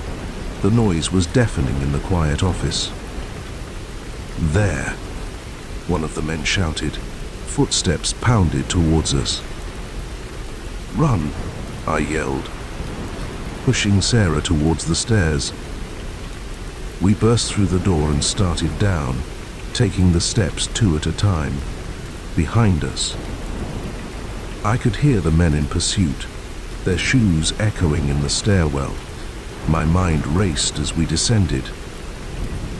We couldn't go to the lobby, they'd have that covered, but maybe. "This way," I gasped, pulling Sarah through a door on the third floor. If I remembered the building layout correctly, there was a fire escape on this level that led to the alley behind the building. We sprinted through the darkened office, the shouts of our pursuers growing closer. There, the window that led to the fire escape. I fumbled with the latch, my hands slick with sweat, just as the door to the office burst open. The window swung free. "Go!" I urged Sarah, helping her through. I followed quickly, pulling the window shut behind us. The metal of the fire escape creaked ominously as we clambered down. Above us, I could hear the men cursing as they realized where we'd gone. A gunshot rang out, the bullet pinging off the railing near my head. We hit the ground running, Sarah clutching the flash drive like it was a lifeline, which, in a way, it was. Behind us, I could hear the men starting down the fire escape. "My car's this way," Sarah panted as we rounded the corner of the building. In moments, we were speeding away from Grayson Tech, the lights of the city blurring around us. As the adrenaline began to wear off, the reality of what we'd just done started to sink in. We were fugitives now, in possession of information that some very powerful people would kill to keep secret. "What do we do now?" I asked, my voice hoarse. Sarah's eyes were fixed on the road ahead, her knuckles white on the steering wheel. "We take this to someone who can help. I have a contact at a news organization. If we can get this information to them." I nodded, understanding. It wasn't over, not by a long shot. But we had a chance now, a chance to expose the truth and maybe, just maybe, make a difference. As we drove through the night, leaving the city and its secrets behind, I couldn't help but think about how much my life had changed in just a few short hours. I'd gone from a simple night security guard to a conspirator in what could be one of the biggest whistleblowing events in history. I didn't know what the future held. I didn't know if we'd succeed or if we'd end up as just another pair of unnamed casualties in the war between truth and power. But I did know one thing. I couldn't go back to my old life. Not now. Not after what I'd seen. As the first light of dawn began to break on the horizon, I made a silent vow. Whatever came next, whatever challenges we faced, I would see this through to the end. The truth had to come out, and if it was up to us to make that happen, then so be it. The night shift at Grayson Tech was over, but our real work, it was just beginning. The rusty gate creaked open, its protest echoing through the still night air. I hesitated. 1 foot on the overgrown path leading to the abandoned Oakwood Asylum. The dilapidated building loomed before us, its broken windows like hollow eyes staring down accusingly. This was a bad idea. I knew it. But the thrill of adventure and the goading of my friends pushed me forward. "Come on, Alex, don't chicken out now," Mia called from ahead, her flashlight beam dancing erratically across the crumbling facade. I took a deep breath and stepped fully onto the property. the gate clanging shut behind me with a finality that sent a shiver down my spine. There were 4 of us. Mia, our self-appointed leader, Jake, her boyfriend and resident skeptic, Liv, our amateur photographer, and me, the reluctant voice of reason that no one ever listened to. We'd been planning this excursion for weeks, ever since Mia stumbled across an article about the asylum's dark history. Opened in the 800s and shut down in the 97, OHS amid allegations of patient abuse and unethical experiments. Oakwood had become the stuff of local legend. Ghost hunters and thrill seekers had tried to explore it over the years, but most were scared off by the building's deteriorating state or chased away by the police. But tonight was different. The full moon provided just enough light to navigate by, and Mia's cousin on the police force had tipped her off that patrols would be light. It was now or never. As we approached the main entrance, the weight of the building's history seemed to press down on us. Graffiti covered the lower walls, a crude attempt to mask the institution's grim past with color. Liv snapped a few photos, the flash momentarily illuminating the decrepit porch. "Okay, everyone remember the plan," Mia whispered, her excitement palpable. "We stick together. We don't touch anything we don't have to. And if anyone wants to leave, we all leave. Got it?" We nodded in agreement, though I noticed Jake rolling his eyes. He'd made it clear he thought this whole ghost hunting thing was ridiculous. But he wasn't about to let Mia go in without him. The front door was chained shut, but Jake made quick work of it with the bolt cutters he brought. The chain fell away with a clank that seemed to echo forever in the quiet night. Mia pushed the door open, and we were hit with a stale, musty air. Stepping inside was like crossing a threshold into another world. Our flashlights revealed a reception area frozen in time. Dust-covered chairs lined the walls, and an ancient reception desk stood sentinel, its surface littered with moldering papers and long-dead plants. "This is incredible," Liv breathed, her camera clicking rapidly. "It's like they just walked out one day and never came back." We moved deeper into the building, our footsteps echoing off the peeling walls. The beam of my flashlight caught something etched into the paint, a name, "Help Me." Scratched with desperate intensity, I swallowed hard, trying to ignore the chill that ran down my spine. The further we went, the more oppressive the atmosphere became. The air grew thicker, heavier with dust and decay. We passed by old treatment rooms, their equipment rusted and ominous in the dim light. An overturned gurney in one hallway made us all jump, its wheels squeaking slightly as our movement disturbed decades of stillness. "Hey, check this out," Jake called, his voice unnaturally loud in the quiet. He was standing in front of a heavy metal door, its surface marred by deep scratches. "Looks like someone really wanted out of here." As we gathered around, I noticed something odd. Unlike everything else we'd seen, this door seemed cleaner somehow, less dusty. Before I could point this out, Mia was already pushing it open. The room beyond was pitch black. Swallowing our flashlight beams, as we stepped inside, I felt a change in the air. It was cooler here, with a faint breeze that shouldn't have been possible in a sealed building. "Guys, I don't like this," I said, my voice barely above a whisper. "Maybe we should." I never finished that sentence. The door slammed shut behind us with a resounding bang, plunging us into total darkness. Liv screamed, and I heard the clatter of her camera hitting the floor. "What the hell?" Jake's voice was tight with barely controlled panic. "Mia, where are you?" "Everyone okay?"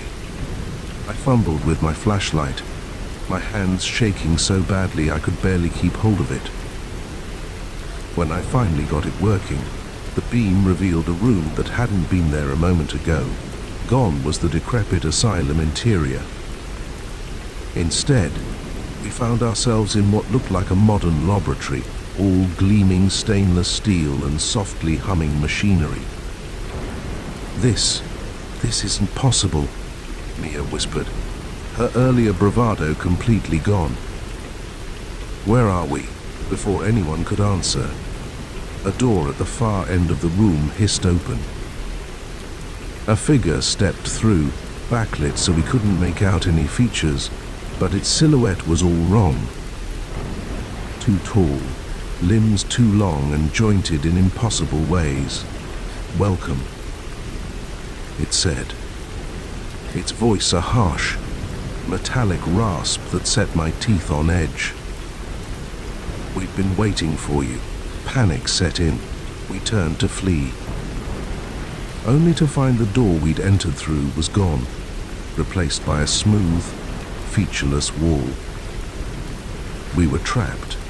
What followed was a nightmare of flashing lights, screeching alarms, and the constant, terrifying presence of our inhuman hosts. They herded us through endless corridors, separated us, subjected us to tests and procedures I still can't bring myself to describe. I lost all sense of time. It could have been hours or days before I found myself back in that first room. Reunited with my friends, we were different now, changed in ways both subtle and profound. Liv's eyes glowed faintly in the dim light. Jake's skin had a metallic sheen to it. Mia. Mia wasn't Mia anymore. Not really. The figure from before stood watching us, its featureless face somehow conveying amusement. The experiment was a success, it said. "You may go." Just like that, we were outside again, standing in front of the abandoned asylum as if nothing had happened. But we knew better. The building's windows now gleamed with an otherworldly light, and we could hear the faint hum of machinery from within. We stumbled away, each lost in our own thoughts, trying to process what had happened to us. As we reached the gate, I turned back for one last look. The asylum seemed to shimmer, its form shifting subtly before my eyes. For a moment, I saw it as it truly was, not an abandoned relic, but a facade hiding something far more advanced and alien than we could have imagined. We never spoke about that night again. Not really. How could we? Who would believe us? But sometimes, when I catch a glimpse of the strange glow in Liv's eyes, or notice the way Jake's skin reflects light just a little too perfectly, I'm reminded that our adventure was all too real. And late at night, when the moon is full and the world is quiet, I swear I can hear it. That metallic voice calling me back to Oakwood Asylum, back to the place where everything changed, and where I fear a part of me will always remain. I don't know if we uncovered some long-buried secret that night, or if we stumbled into something that was never meant for human eyes.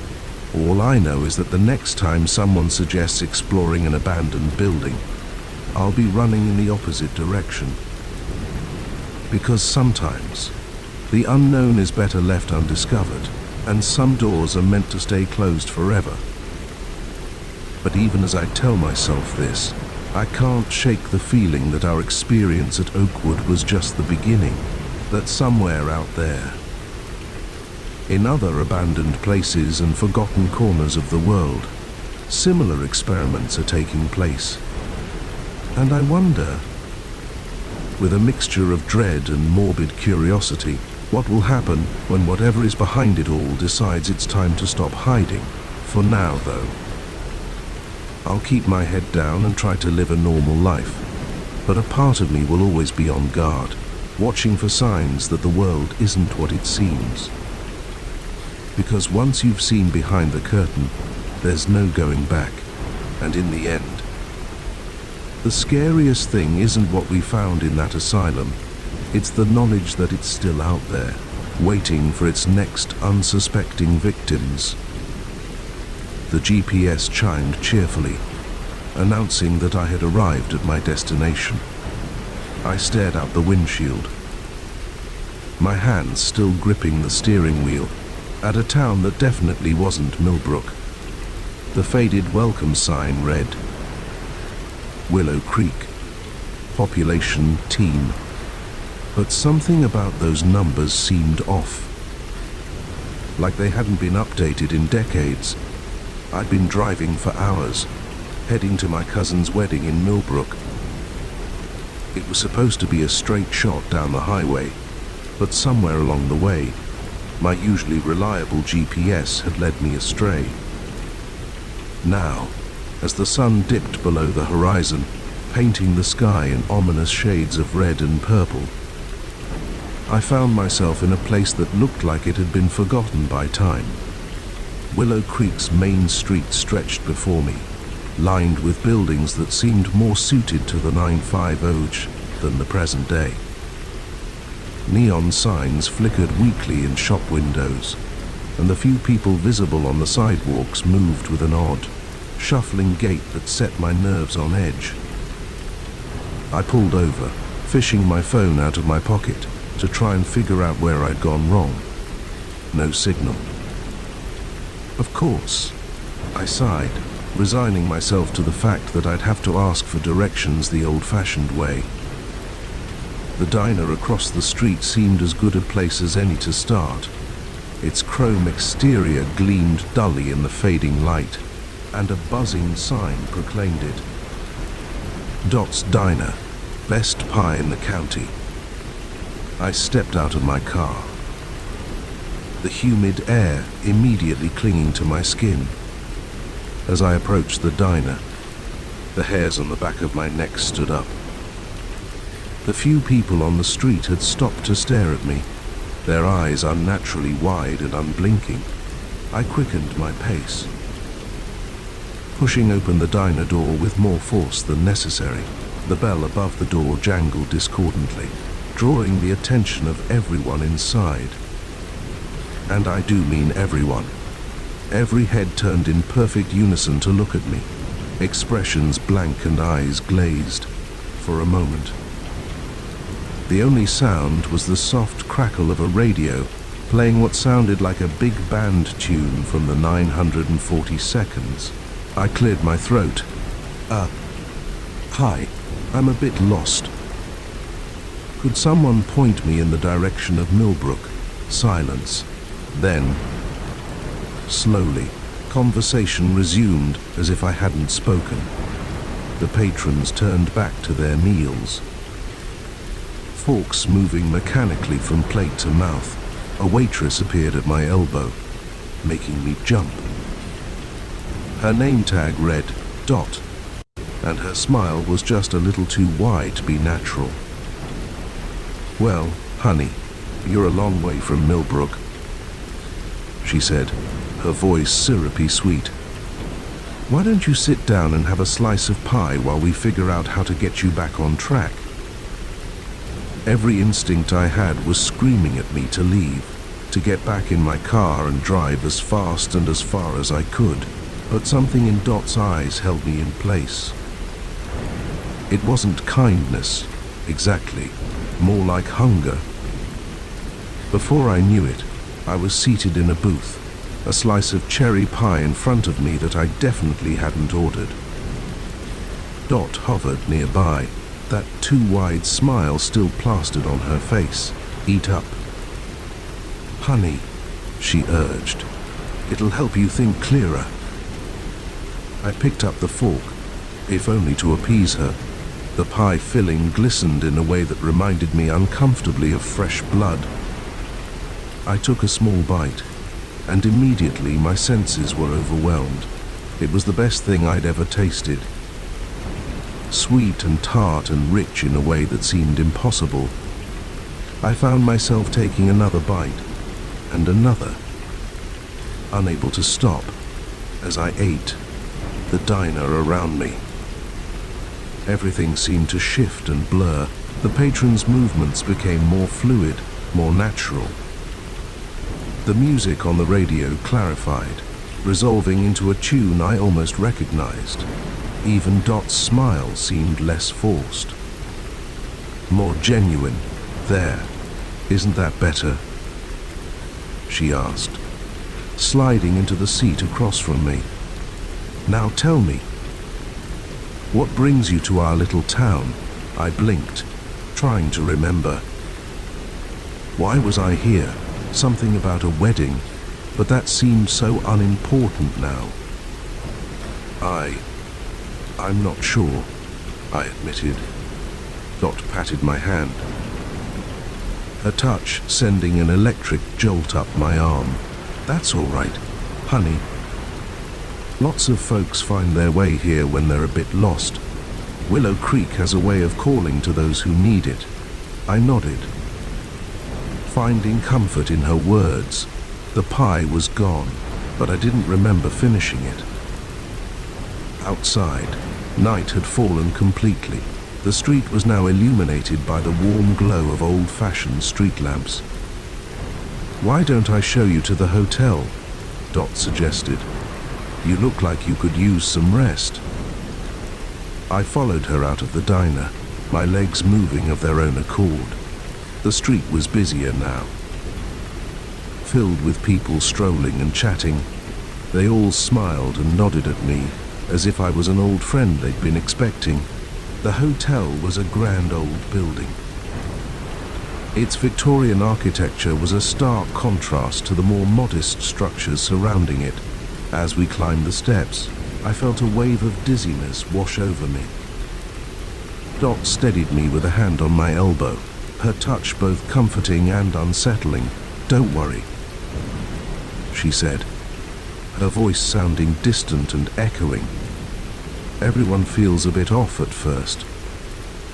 You'll adjust soon enough."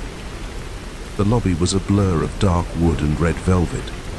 I have a vague memory of signing something, of being handed a heavy brass key. Then I was in a room, ornate wallpaper swirling in patterns that seemed to move when I wasn't looking directly at them.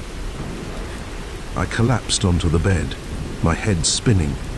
As consciousness slipped away, I heard Dot's voice one last time, though I couldn't see her in the room.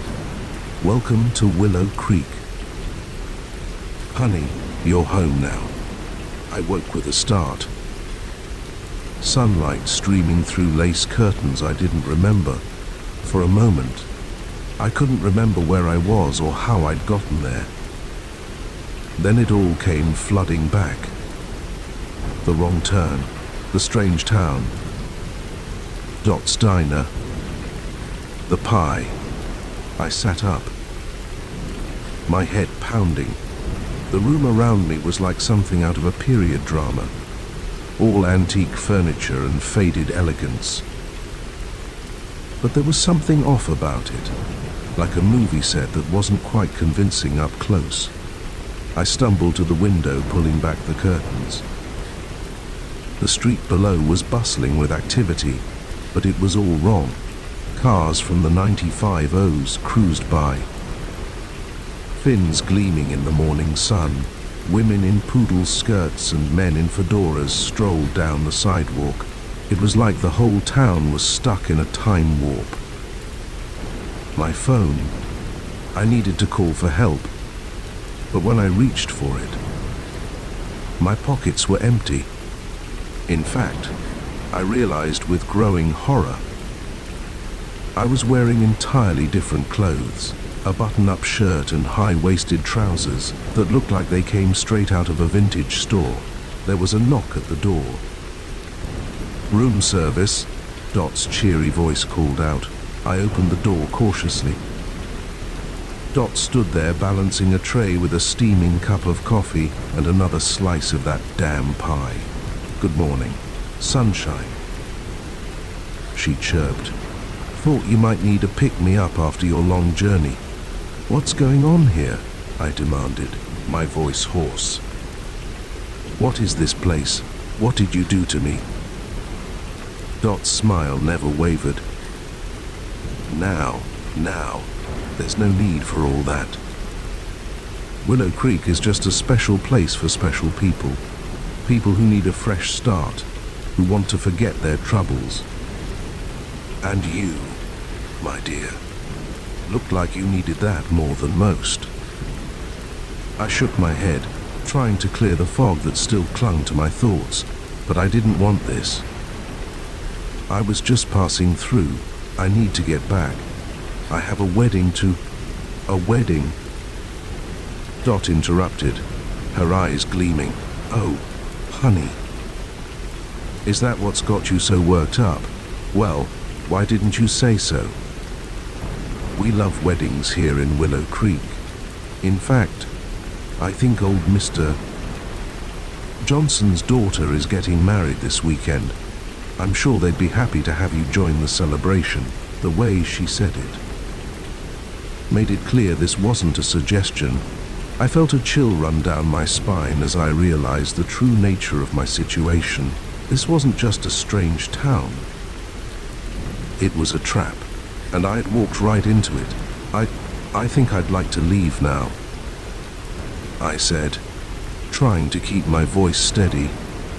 Dot's smile turned sad. "Oh, honey, don't you know? Nobody ever really leaves Willow Creek, but don't worry, you'll come to love it here. We all do, in the end." As if on cue, a group of townspeople appeared in the hallway behind her. Their smiles were identical to Dot's, their eyes holding the same hungry look I'd noticed the night before. "Why don't you come downstairs and meet everyone properly?" Dot suggested, reaching out to take my hand. "After all, we're your family now." I wanted to resist, to run, to scream, but as Dot's fingers closed around mine, I felt that same electric jolt from the night before, and suddenly, the idea didn't seem so bad. After all, wasn't this what I'd always wanted? A place to belong. A simpler life, free from the stresses of the modern world. As Dot led me down the stairs, the other townspeople falling in behind us like a macabre parade, I felt the last of my resistance fading away. Willow Creek may not have been my intended destination, but maybe, just maybe, it was where I was meant to be all along. The sun shone brightly outside, the street alive with the bustle of a perfect 950-seconds day, and as I stepped out into it, hand in hand with my new family, I couldn't quite remember why I had ever wanted to leave. The first gunshot shattered the stillness of the forest, sending birds scattering into the sky. I froze, my heart pounding in my chest. This was supposed to be a peaceful hike, a chance to clear my head and enjoy nature, but in an instant, it had turned into something far more dangerous. I'd set out early that morning, driving to a remote trailhead I'd discovered online. It promised stunning views and challenging terrain, perfect for a day-long solo hike. The first few hours had been everything I'd hoped for. Crisp autumn air, the crunch of leaves underfoot, and a sense of solitude that was hard to find in the city. But now, as I stood rooted to the spot, straining my ears for any further sounds, I realized how isolated I truly was. Miles from civilization, no cell phone signal, and apparently sharing the woods with someone armed and potentially dangerous. For a moment, I tried to rationalize it. Maybe it was just a hunter, I thought. But it wasn't hunting season, and something in my gut told me this was different. The shot had sounded too close, too deliberate. Another crack echoed through the trees. Closer this time. It was followed by shouting, the words indistinct, but the tone unmistakably angry. My instincts kicked in, and I dove behind a large oak tree, trying to make myself as small as possible. From my hiding spot, I peered around the forest. The dense undergrowth that had seemed so beautiful earlier now felt oppressive, potentially hiding threats from every angle. I tried to control my breathing, knowing that any sound could give away my position. That's when I saw them, 2 men, dressed in camouflage. Crashed through the brush about 50 yards away. They were carrying rifles and moving with purpose. Their eyes scanning the forest floor. Poachers, I realized with a jolt. And from their agitated movements, it was clear they were pursuing something or someone. I pressed myself harder against the tree, willing myself to become invisible. The men were getting closer. Their voices now clear enough for me to make out words. He couldn't have gotten far. One of them growled. "Not with that wound. We can't let him get away," the other replied. His voice tight with tension. "If he talks, we're done for." My mind raced. They weren't hunting animals. They were hunting a person. Someone who had seen something they shouldn't have. Someone who was now injured and running for their life. And I was caught in the middle of it. I knew I should stay hidden, wait for them to pass, and then make my way back to my car as quickly and quietly as possible. But a nagging voice in the back of my mind wouldn't let me. Someone out there needed help, and I might be their only chance. Taking a deep breath, I made a decision that would change everything. As soon as the poachers passed my hiding spot, I began to move in the opposite direction, searching for any sign of their wounded quarry. The forest was eerily quiet now, as if holding its breath. I moved as silently as I could, my eyes darting from tree to tree, looking for anything out of place, a broken branch, a scuff mark in the dirt, anything that might indicate someone had passed through in a hurry. After what felt like hours, but was probably only minutes, I spotted it. A smear of red on a tree trunk, about chest height, blood. My stomach churned, but I pressed on, following the sporadic trail deeper into the woods. The sound of running water grew louder, and I soon found myself at the edge of a small stream. That's where I saw him. A man, probably in his 40s, slumped against a boulder. His shirt was soaked with blood, his face pale and drawn with pain. His eyes widened in fear as he saw me approach. His hand reaching for something at his side. I raised my hands, showing I was unarmed. "I'm here to help," I whispered urgently. "Those men, they're after you." "Right," he nodded weakly, his hand relaxing. "Game warden," he managed to say between labored breaths. "Caught them. Illegal hunting operation. Big operation. Dangerous people." I knelt beside him, assessing his wound.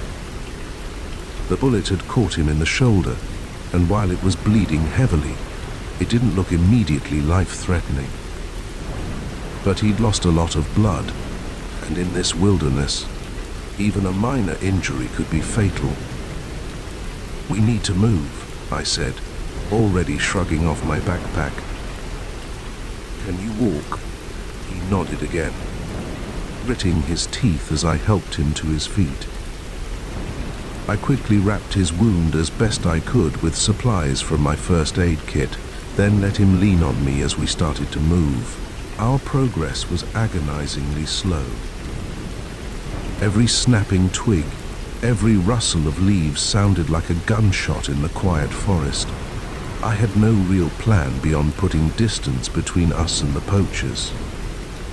Hoping to find higher ground where we might get a cell signal, we had been moving for maybe 0 minutes when we heard it. Voices carried on the wind. The poachers had picked up our trail. There, the warden whispered, pointing to a steep hill. Cave system. We can lose them in there. It was risky. If we got lost in the caves, we'd be in even more trouble. But with the poachers closing in, we didn't have much choice. We started the climb, each step a struggle for the injured man. Just as we reached the cave entrance, a shout rang out behind us. They had spotted us, without hesitation. We plunged into the darkness of the cave. The next few hours were a blur of dark passages, stumbling steps, and heart-stopping moments of silence as we listened for our pursuers. The warden, whose name I learned was Mike, guided us as best he could, but it was clear he was weakening. Finally, we emerged from a narrow tunnel into a larger cavern. Faint light filtered in from somewhere above, revealing a space about the size of a small room. Mike collapsed against the wall, his breathing ragged. "We can't go any further," I said, knowing it was true even as I hated to admit it. "We'll have to make a stand here." Mike nodded grimly. "There's a backup gun in my boot," he said. "You know how to shoot." I shook my head. The only shooting I'd ever done was at a carnival booth once. Mike sighed, then walked me through the basics.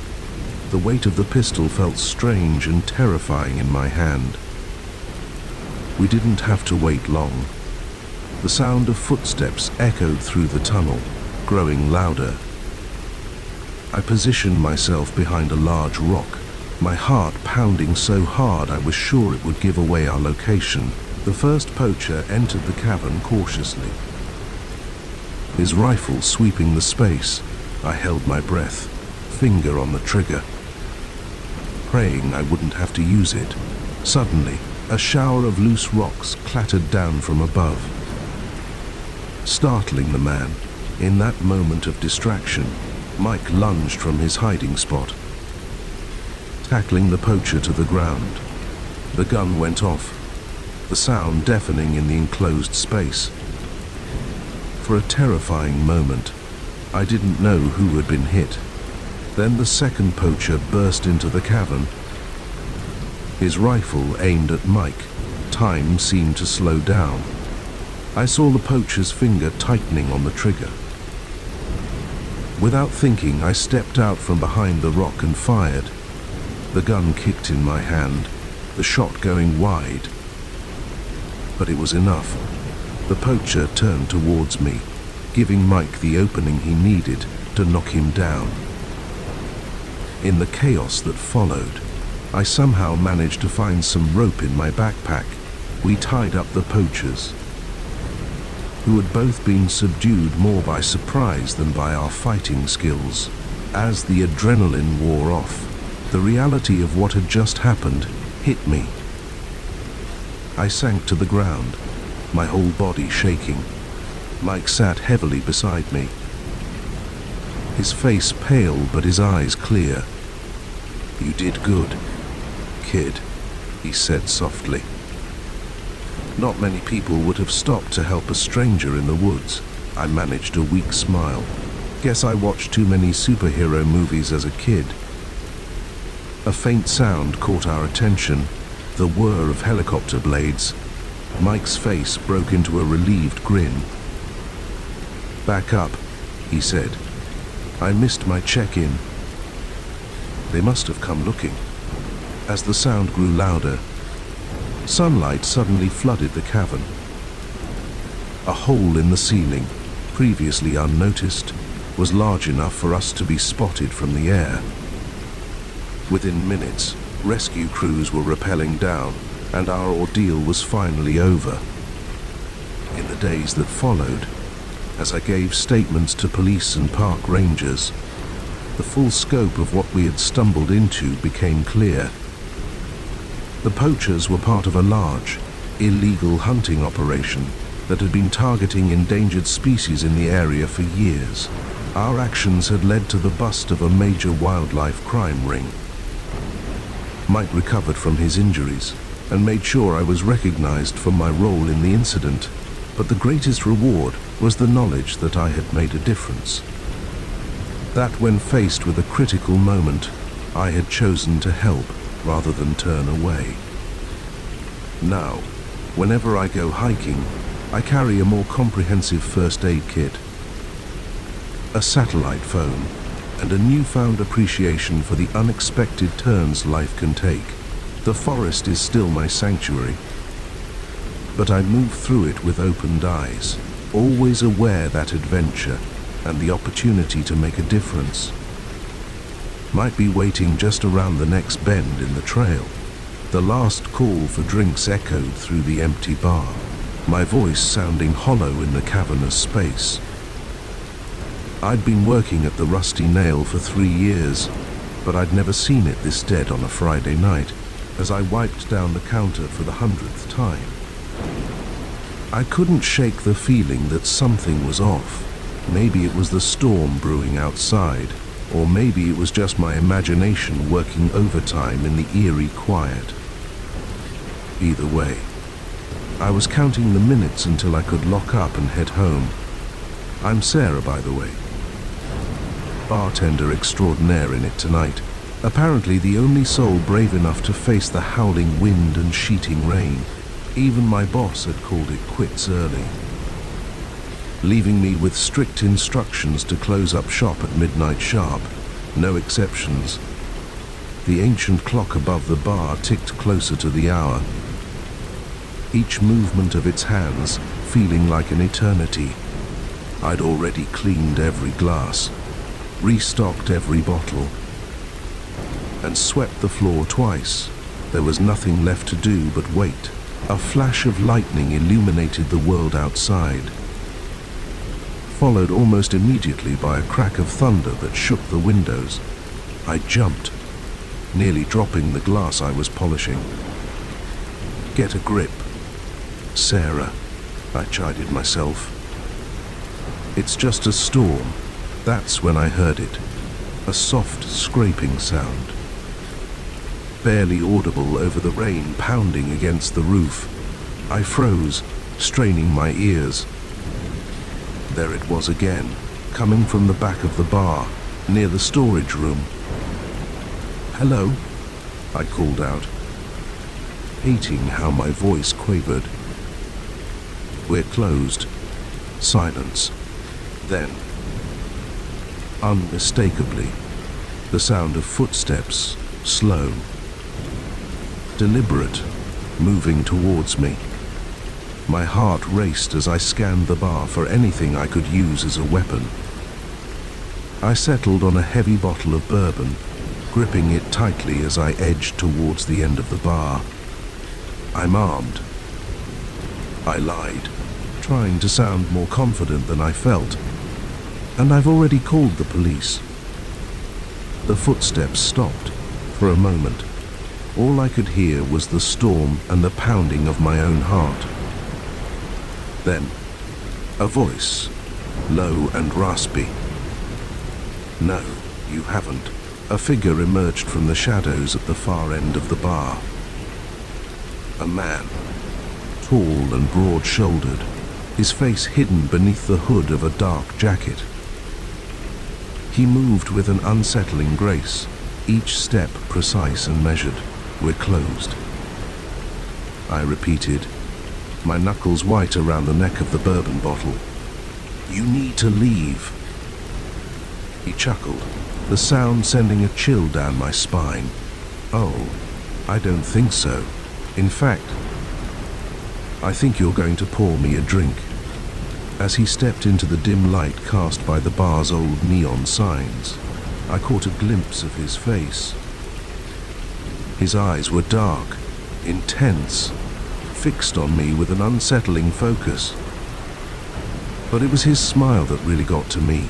Too wide, too many teeth. Like a predator eyeing its prey. "Listen," I said, trying to keep my voice steady. "I don't want any trouble. Take whatever's in the till and go. I won't call the cops, I swear." He laughed again, sliding onto a bar stool with fluid ease. "I'm not here for money, Sarah. I'm here for something far more valuable." The fact that he knew my name sent a fresh wave of fear through me. I glanced at the door, gauging my chances of making a run for it, as if reading my thoughts. The man's smile widened. "I wouldn't if I were you," he said softly. "Now, how about that drink?" My bartender instincts kicked in, overriding my fear for a moment. "What's your poison? Surprise me," he replied, his eyes never leaving my face, with shaking hands. I set down the bourbon and reached for a glass.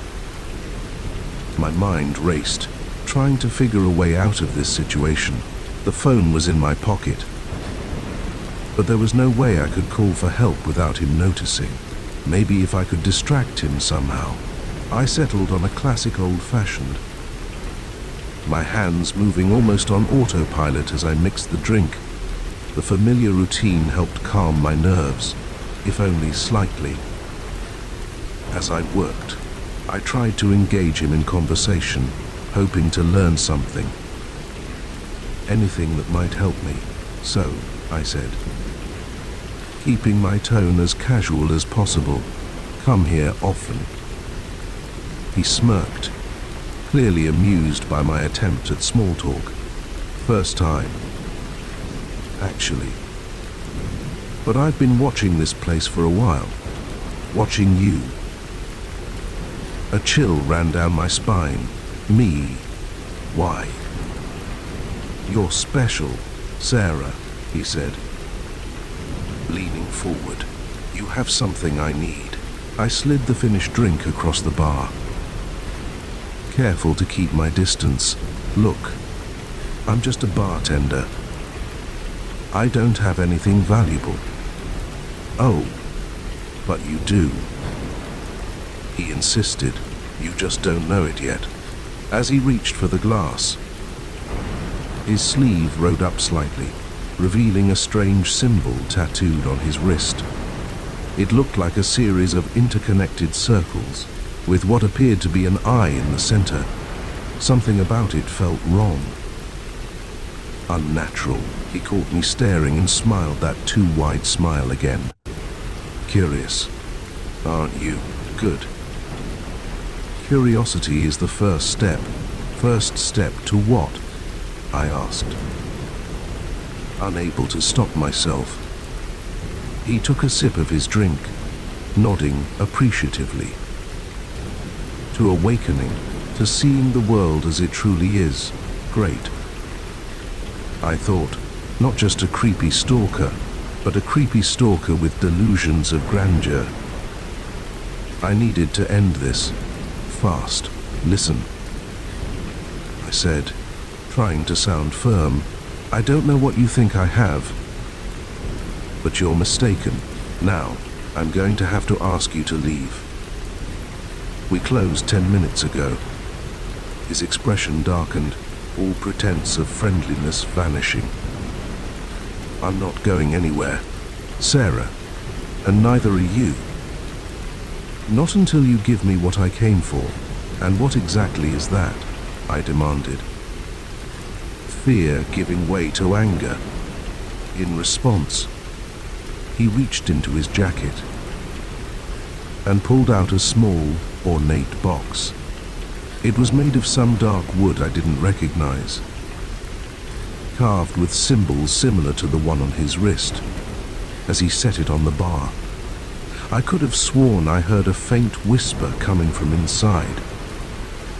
"In this box," he said, his voice low and intense, "is a key that can only be used by someone with a very special gift, a gift that you possess, whether you know it or not." I stared at the box, a sense of dread washing over me. Part of me wanted to grab it and run, while another part wanted to smash it to pieces. Instead, I forced myself to meet his gaze. "I don't know what you're talking about," I said. "I don't have any gift. I'm just a normal person trying to do my job." He shook his head, a look of pity crossing his face. "Oh, Sarah, there's nothing normal about you. Why do you think you've always felt different? Why do you think you can sometimes sense things before they happen? Why do you think the spirits in this old bar whisper to you when no one else is around?"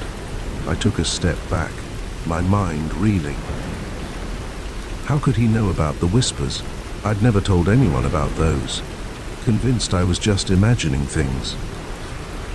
But here was this stranger, laying bare secrets I'd kept hidden even from myself.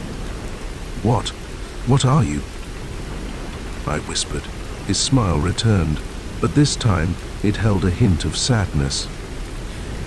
"I am a keeper, one of those charged with maintaining the balance between this world and the ones beyond. And you, Sarah, are a gatekeeper, one with the power to open doors that should remain closed, or to seal them shut forever." As he spoke, the air in the bar seemed to thicken. The shadows in the corners grew deeper, more menacing, and the whispers I'd always dismissed as my imagination grew louder, more insistent. "This isn't real," I said. But even as the words left my mouth, I knew they were a lie, deep down. In a part of myself I'd always tried to ignore, I knew he was telling the truth. "It's very real," he said softly, "and it's time for you to accept your role. Open the box. Sarah, claim the key. Embrace your destiny." I looked at the box, then back at him. In that moment, I realized I was standing on a precipice. One choice would lead me back to my normal life, tending bar and pretending I didn't hear whispers in the night. The other would plunge me into a world I didn't understand, full of dangers I couldn't imagine. But as the whispers grew to a crescendo, as the shadows seemed to press in around us, I knew there was really only one choice. With a trembling hand, I reached for the box. As my fingers touched the carved wood, a jolt of energy shot through me. The box sprang open, revealing a key that seemed to be made of pure light. As I lifted it, the world around me shifted, reality peeling away to reveal glimpses of other places. Other times, the stranger, the keeper, nodded approvingly. "And so it begins," he said, his voice seeming to come from very far away. I clutched the key to my chest, feeling its power coursing through me. Whatever came next, whatever challenges this new reality held, I knew my life would never be the same. The rusty nail faded away, and with it, my old life as just another bartender in just another small-town bar. A new journey was beginning, and somehow, I knew it was one I'd been preparing for my entire life. The crunch of twigs under heavy boots jolted us from our peaceful morning. Emma and I froze, our coffee mugs suspended midway to our lips, as we locked eyes across the cabin's small porch. We'd come here to escape the world, but it seemed the world had found us anyway. and it was armed. It was supposed to be the perfect getaway, a quaint cabin nestled in the woods, miles from the nearest town, with no cell service and only the sounds of nature to keep us company. Emma had found it online, a last-minute booking for a long weekend, just what we need, she'd said, her eyes sparkling with excitement. No distractions, no interruptions, just us. I'd agreed, eager to leave behind the stress of work and the constant buzz of city life. And for the first day and a half, it had been perfect. We'd hiked, swam in the crystal-clear lake, and spent long hours simply sitting on the porch, talking and laughing like we hadn't done in years. But now, as the sound of voices drifted through the trees, that bubble of tranquility shattered. "Did you hear that?" Emma whispered. Setting her mug down with a trembling hand, I nodded, my mind racing. It could be other hikers, I told myself, or maybe the property owner coming to check on something. But the tension in the air, the way the forest had suddenly gone quiet, told me this was something else entirely. "Get inside," I said, keeping my voice low. "Lock the door. I'll see what's going on." Emma opened her mouth to protest, but another sound cut her off, the unmistakable metallic click of a gun being cocked. We moved quickly, slipping inside the cabin and shutting the door as quietly as possible. Through the window, I could see movement at the edge of the clearing. Two men, dressed in camouflage, their faces obscured by thick beards and low-brimmed hats. "What do we do?" Emma asked, her voice barely above a whisper. I shook my head, at a loss. We were trapped. The cabin had no basement, no secret passages. Just four walls and a roof, suddenly feeling very flimsy against the threat outside. The men were closer now, their voices clear enough for us to make out words. "I'm telling you, I saw something," one of them said, his tone urgent. Could have sworn it was a person. "Better not be," the other replied, his voice gruff. "We can't have any witnesses." My blood ran cold. Witnesses to what? What had we stumbled into? Emma tugged at my sleeve, pointing to the back of the cabin.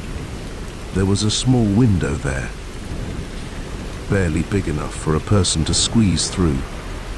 It was our only chance. We moved silently, gathering what we could, our phones, though useless without signal, a flashlight, a bottle of water. As Emma worked on opening the window, I scanned the cabin for anything we could use as a weapon. My eyes landed on a heavy cast-iron skillet hanging by the stove. It wasn't much, but it was better than nothing. The window creaked as Emma pushed it open, the sound impossibly loud in the tense silence. We both froze, listening. The voices outside had stopped. "Go," I whispered, giving Emma a boost. She slithered through the opening, landing with a soft thud on the other side. I passed her our makeshift supplies, then began to squeeze through myself. I was halfway out when I heard the cabin door slam open. "Hey!" a voice shouted. "We've got runners!" Adrenaline surged through me. I tumbled out of the window, scraping my back on the rough wood. Emma was there, pulling me to my feet, and then we were running. We plunged into the forest, branches whipping at our faces, roots threatening to trip us with every step. Behind us, I could hear the men crashing through the underbrush, their shouts growing fainter as we put distance between us. We ran until our lungs burned, and our legs felt like lead, finally, gasping for breath. We ducked behind a large fallen tree. I think we lost them," Emma panted. Her face flushed and streaked with dirt. I nodded, not trusting myself to speak. My mind was whirling, trying to make sense of what was happening. Who were those men? What were they doing out here? And most importantly, how were we going to get out of this alive? As our breathing slowed, the sounds of the forest began to return, birds chirping, leaves rustling in the breeze. It was almost possible to believe that the last half hour had been some sort of surreal dream, but the ache in my muscles and the fear still churning in my gut told me it was all too real. "We need to keep moving," I said finally, my voice hoarse. "Find a road or a town, somewhere we can get help." Emma nodded, her eyes wide and frightened. "But which way? I don't even know where we are." I pulled out my phone, more out of habit than hope. Still no signal, but the compass app was working, at least. "The road we came in on was to the east," I said. "If we head that way, we should hit it eventually." It wasn't much of a plan, but it was all we had. We set off, moving as quickly and quietly as we could through the dense forest, every snapping twig.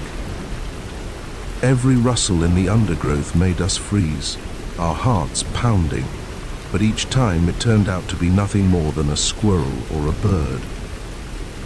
We had been walking for what felt like hours when we heard it, the distant rumble of an engine.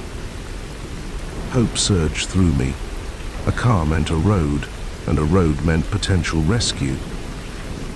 But as we crept closer to the sound, that hope turned to ash in my mouth. Through the trees, I could see a clearing, and in that clearing was a sight that made my blood run cold. A group of men, at least a dozen, were gathered around several large trucks. They were unloading crates, their contents hidden but easy enough to guess given the circumstances. This was no small-time operation. This was organized, professional, and extremely dangerous. I felt Emma tense beside me. "We need to go," she whispered, "now." But before we could move, a shout rang out. "Over there." I saw something. We ran. There was no attempt at stealth now. No careful movement through the forest. We crashed through the underbrush, branches tearing at our clothes, roots threatening to send us sprawling with every step. Behind us, I could hear the sounds of pursuit. Men shouting, branches breaking, the occasional crack of a gunshot that sent splinters of wood flying from nearby trees. My lungs were on fire, my legs screaming in protest, but terror kept me moving. The thought of what would happen if we were caught driving me forward. We burst out of the tree line onto a dirt road. To our left, it disappeared around a bend. To our right, about 100 yards away, was a bridge spanning a deep ravine. The bridge, Emma gasped. We can hide underneath." It was risky. If they thought of looking there, we'd be trapped. But the alternative was to keep running, and I didn't know how much longer we could manage that. We sprinted for the bridge, the sound of our pursuers growing louder with each passing second. As we reached it, I helped Emma down the steep embankment, then followed, sliding and scrambling to the space beneath the bridge's deck.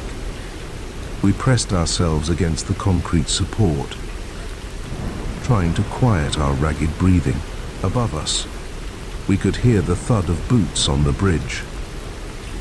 Voices calling out to each other. They can't have gotten far, spread out.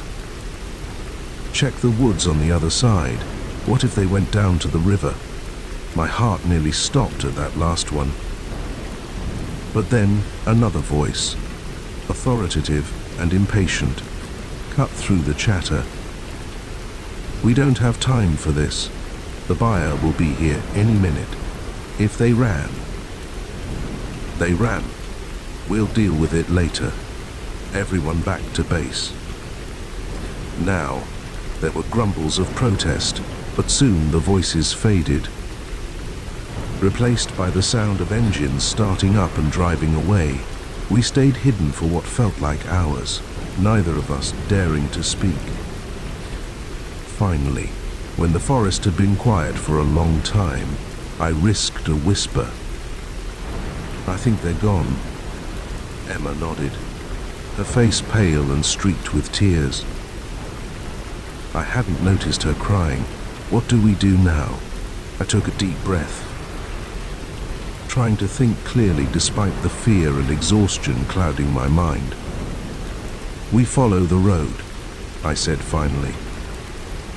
"But we stay in the woods, out of sight. Sooner or later, it has to lead to a town or a highway." It wasn't much of a plan, but it was all we had. As we climbed back up to the road, the reality of our situation hit me anew. We were lost in the wilderness, being hunted by dangerous criminals with no way to call for help. Our survival would depend on our wits, our stamina, and no small amount of luck. But as I looked at Emma, saw the determination in her eyes despite her fear, I felt a glimmer of hope. We were in this together, and together, somehow. We would find a way out. We set off down the road, staying just inside the tree line. Every step took us further from the nightmare we'd stumbled into, and closer, I hoped, to safety. But I knew the real journey was just beginning, even if we made it out of these woods. We'd have a story to tell, a dangerous story that some very dangerous people would want to keep quiet. Our relaxing weekend getaway had turned into a fight for survival. And it was a fight I was determined to win. The phone rang at exactly 7 a.m. Its shrill tone cutting through the silence of my bedroom like a knife. I jolted awake, my heart racing as I fumbled for the device on my nightstand. The screen showed an unknown number, and for a moment, I considered letting it go to voicemail. But something, instinct perhaps, or just morbid curiosity, made me answer. "Hello," I mumbled, my voice thick with sleep. "I see you, Amanda," a low, gravelly voice responded. "You really should invest in better curtains." I bolted upright, fully awake now, my eyes darting to the window. The curtains were drawn, but suddenly they felt as transparent as gauze. I could almost feel unseen eyes boring into me from the darkness outside. "Who is this?" I demanded, trying to keep the tremor out of my voice. The voice chuckled, a sound that sent chills down my spine. "Just a friend, Amanda. A friend who's been watching you for a very long time." I ended the call, my hands shaking as I set the phone down. It had to be a prank. Right, some sick joke played by a bored teenager or a disgruntled ex. But as I sat there in the dark, the silence now oppressive rather than peaceful, I couldn't shake the feeling that this was something more sinister. Sleep eluded me for the rest of the night.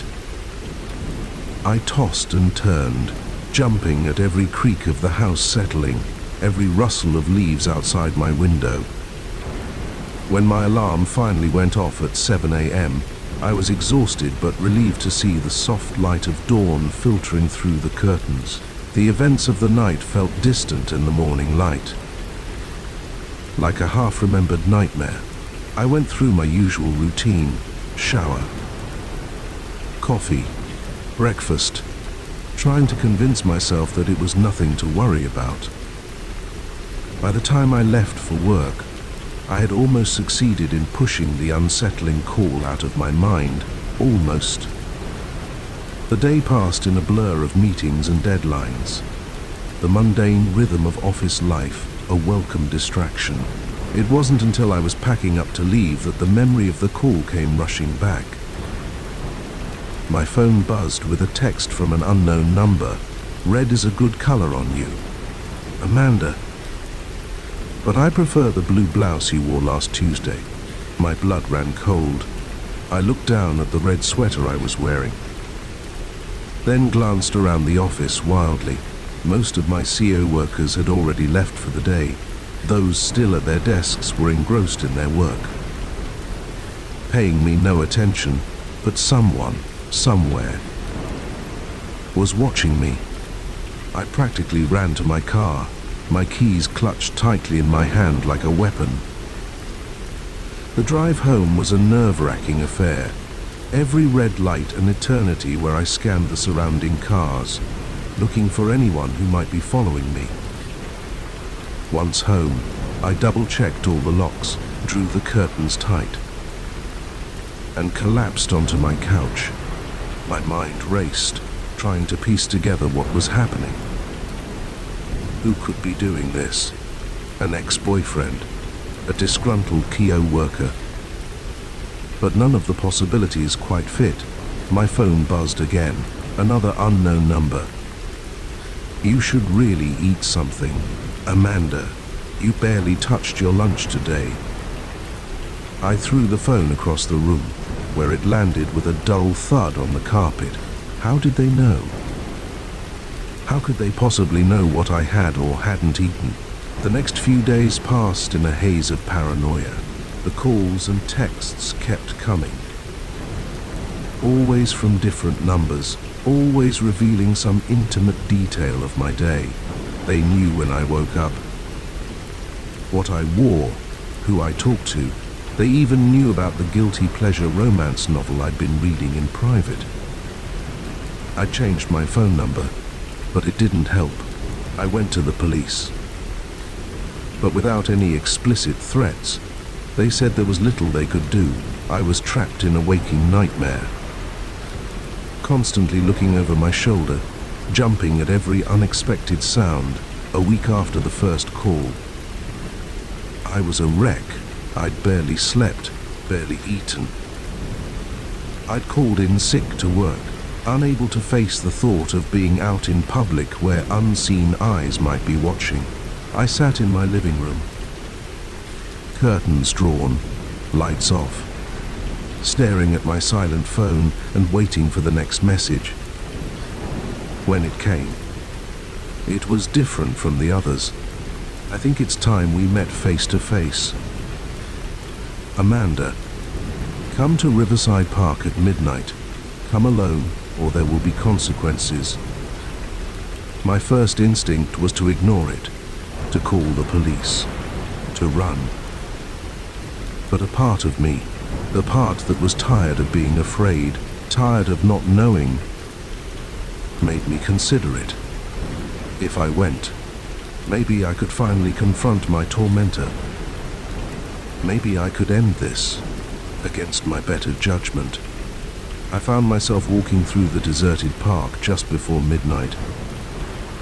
The moon was full, casting long shadows across the path, every rustle of leaves, every snapping twig made me flinch. As I approached the center of the park, I saw a figure standing near the fountain. They were backlit by a street lamp, their features obscured. My heart pounded in my chest. As I drew closer, "Hello, Amanda," the figure said. I recognized the gravelly voice from that first phone call.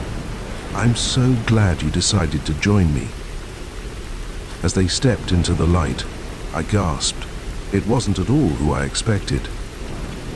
Not some creepy stalker or vengeful ex.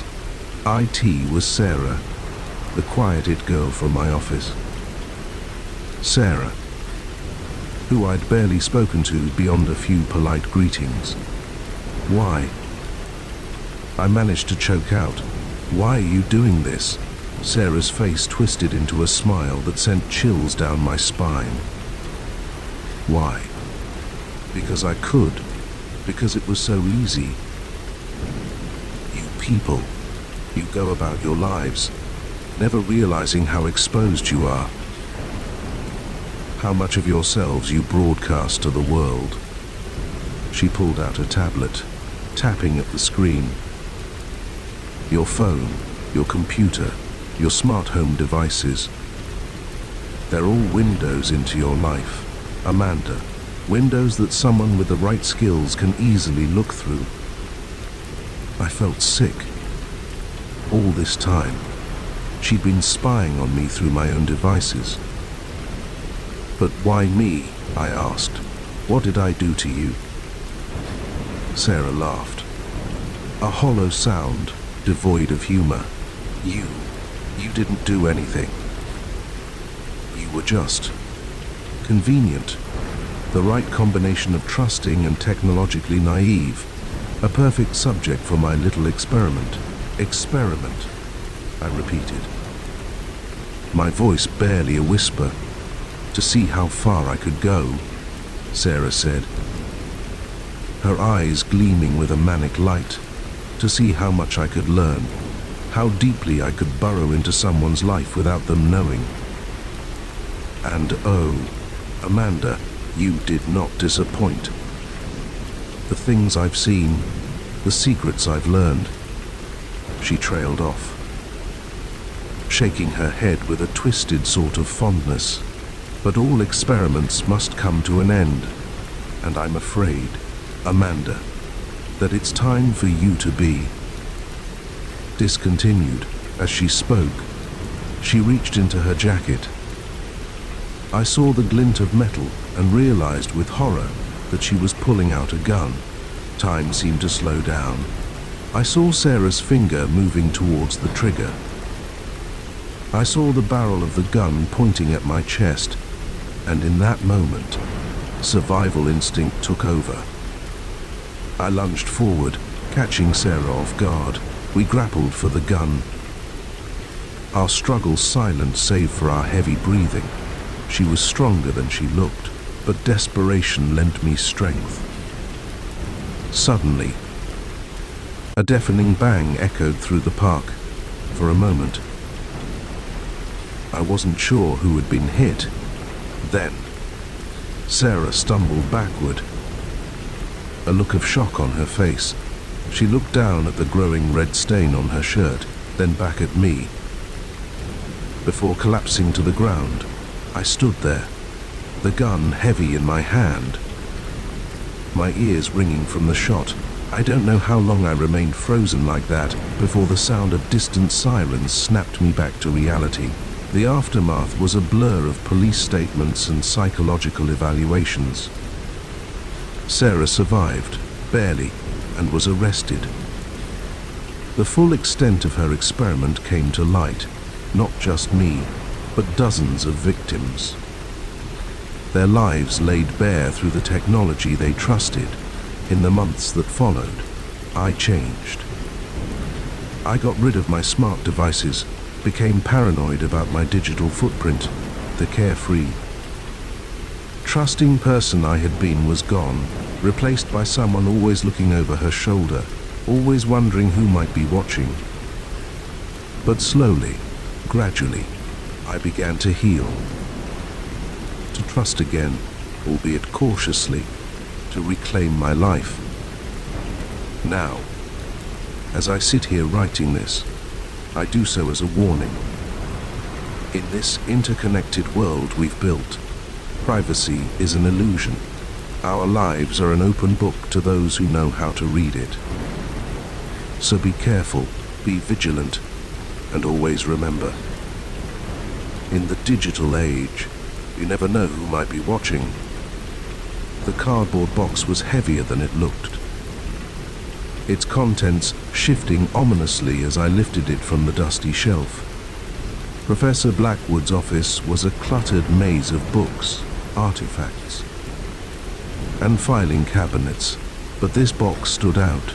It was unmarked, sealed with thick packing tape that had yellowed with age. As I set it on the desk, a chill ran down my spine. I couldn't shake the feeling that I was about to uncover something I wasn't supposed to see. I'm Liv, by the way.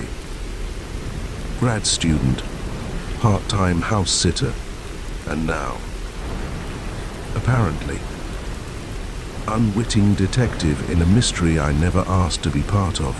It had started innocently enough. Professor Blackwood, my thesis advisor, had asked me to house sit while he attended a conference in Europe. Just water the plants and collect the mail, he'd said, handing me the keys with a distracted smile. Oh, and if you could organize my office a bit, that would be splendid. What he hadn't mentioned was that his office was more like a small library that had mated with an antique shop and then exploded. I'd been at it for days, sorting through papers, cataloguing books, and trying to impose some semblance of order on the chaos. That's when I found the box. I hesitated, my hand hovering over the tape. This wasn't what I'd signed up for. I should just put it back, pretend I never saw it. But curiosity, that dangerous and insistent voice, urged me on. Before I could talk myself out of it, I grabbed a letter opener from the desk and sliced through the tape. The musty smell of old paper hit me as I opened the flaps. Inside, I found a collection of notebooks, their covers worn and pages yellowed. Scattered among them were photographs, news clippings, and what looked like official documents, all decades old. I picked up the topmost notebook, its leather cover soft and supple under my fingers. Opening it, I found myself looking at Professor Blackwood's familiar handwriting, but the date at the top of the page made me pause. 987. The professor would have been in his early 20s. As I began to read, the world around me faded away. The cramped office, the ticking clock, the faint sounds of traffic outside, all of it disappeared as I was drawn into a story that seemed too fantastical to be true. The notebook detailed Professor Blackwood's first expedition as a young anthropologist. He'd traveled to a remote village in the Amazon, chasing rumors of a lost tribe with extraordinary abilities. But what he found there defied explanation. He wrote of people who could communicate without speaking, who could heal wounds with a touch, who seemed to know things they couldn't possibly know. At first, he'd been skeptical, looking for rational explanations. But as the evidence mounted, he was forced to consider the impossible. I flipped through the pages, my heart racing. Photographs showed people with strange markings on their skin, glowing in the dim jungle light. There were detailed sketches of plants I'd never seen before, with notes on their supposed mystical properties, and there were accounts of rituals that seemed to defy the laws of physics. But as I read on, the tone of the writing changed. Excitement gave way to fear. The last few entries were hurried, the handwriting almost frantic.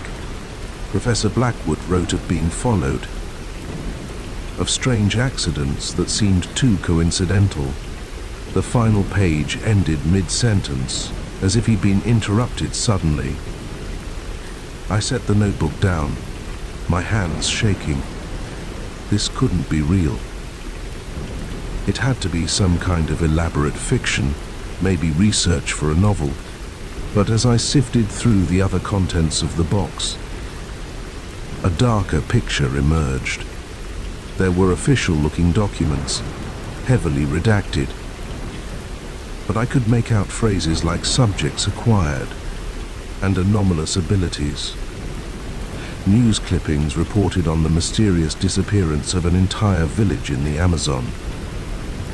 And there were photographs, blurry, out of focus, but unmistakably showing figures that looked more like special effects than real people. As I pieced it all together, a chill settled over me. If this was true, if even a fraction of it was real, then Professor Blackwood had stumbled onto something extraordinary and dangerous, the kind of discovery that powerful people might want to keep hidden. But why had he kept all of this? And why leave it where someone like me could find it?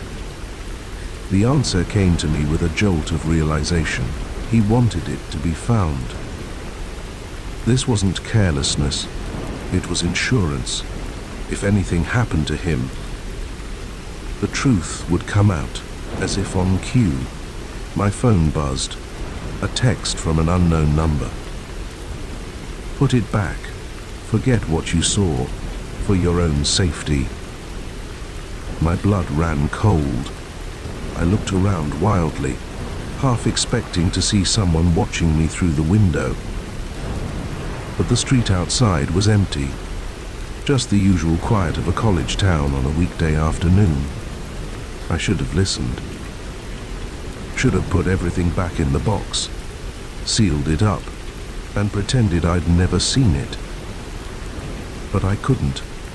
The mystery was too compelling, the implications too enormous. If what Professor Blackwood had discovered was real, it could change everything we thought we knew about human potential. With shaking hands, I began to take photos of everything in the box. The notebooks, the documents, the photographs.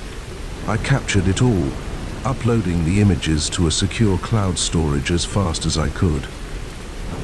Whatever happened next, there would be a record. As I worked, my mind raced. Who had sent that text?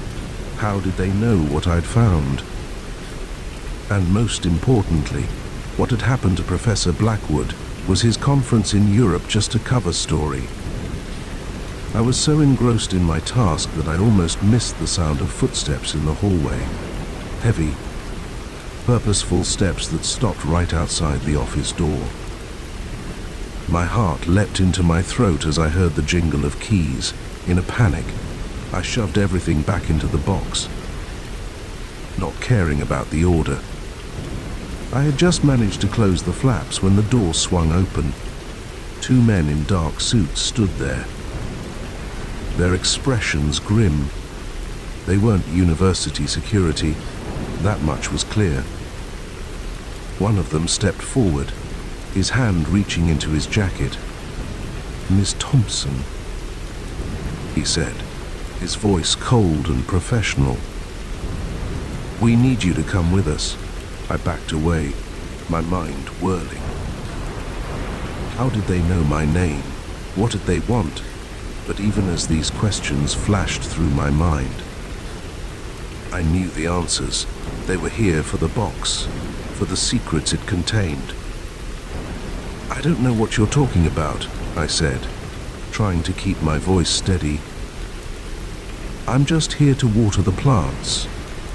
The man's expression didn't change. "Please don't make this difficult. We have some questions about your recent discoveries." I glanced at the window, gauging my chances. We were only on the second floor. If I could just... The man must have sensed my intention. He moved with surprising speed, blocking my path to the window. That would be unwise. "Miss Thompson, we're not here to hurt you. We just want to talk." But something in his eyes told me that talking was the last thing on their agenda. Whatever Professor Blackwood had uncovered, whatever secrets that box contained, These men were here to make sure it stayed buried. In that moment, I made a decision. I couldn't let this end here. Couldn't let the truth be silenced. With a sudden burst of adrenaline, I grabbed the box and hurled it at the men in their moment of surprise. I darted past them, out into the hallway. I ran like I'd never run before. Down the stairs and out of the building. Behind me, I could hear shouts and the pounding of feet. But I didn't look back. I just ran, my feet carrying me away from the campus and into the busy streets of the town. As I ducked into an alley, trying to catch my breath, I realized my life had just changed irrevocably. I was now part of something bigger than I could have imagined, caught up in a mystery that spanned decades and continents. I didn't have the box anymore. But I had the photos, I had the knowledge, and I had a choice to make. I could try to forget everything I'd seen, go back to my normal life, and pretend none of this had happened. Or I could dig deeper, follow the trail that Professor Blackwood had left behind, and uncover the truth, no matter the cost. As I heard sirens in the distance and saw a black car slowly cruising down the street, I knew what my decision would be. This was just the beginning. The real adventure and the real danger was yet to come. With one last look at the university building where my ordinary life had ended, I turned and disappeared into the maze of city streets. Whatever happened next, I was determined to see this through. For Professor Blackwood, for the truth, and for the incredible secret that could change the world. The rhythmic slap of my sneakers against the pavement was the only sound breaking the eerie silence of the park. Moonlight filtered through the trees, casting long shadows across my path. It was just another late-night run, or so I thought. But as I rounded the bend near the old fountain, a chill ran down my spine. Someone was following me. I'm Jack, by the way, software engineer. And until tonight, just another guy trying to stay in shape with his nightly jogs. I'd been running this same route through Oakwood Park for years. Even after the city cut the budget for park maintenance and the place started to look a bit rough around the edges, the solitude and the challenge of navigating the poorly lit paths had always been part of the appeal. But tonight was different. I'd felt off from the moment I entered the park, like there were eyes on me. I'd shrugged it off at first, chalking it up to too much caffeine and not enough sleep. Now, as I heard the unmistakable sound of footsteps behind me, I realized my instincts had been right all along. I picked up my pace, heart pounding in my chest. The footsteps quickened to match. I chanced a glance over my shoulder and caught a glimpse of a dark figure about 50 yards back, whoever it was. They were gaining on me. My mind raced, cataloguing everything I knew about the park's layout. The main entrance was still a good mile away, but there was a side gate closer. If I could just make it there, I'd be out on a well-lit street with plenty of late-night businesses still open. I veered off the main path, cutting across a grassy field towards the side gate. The damp grass made for treacherous footing, and I nearly lost my balance more than once. Behind me, I could hear my pursuer crashing through the underbrush, no longer bothering with stealth.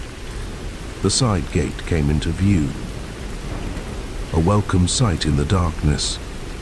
But as I drew closer, my heart sank. The gate was chained shut, a new padlock gleaming in moonlight. When had they done that? In my moment of hesitation, the footsteps behind me grew louder.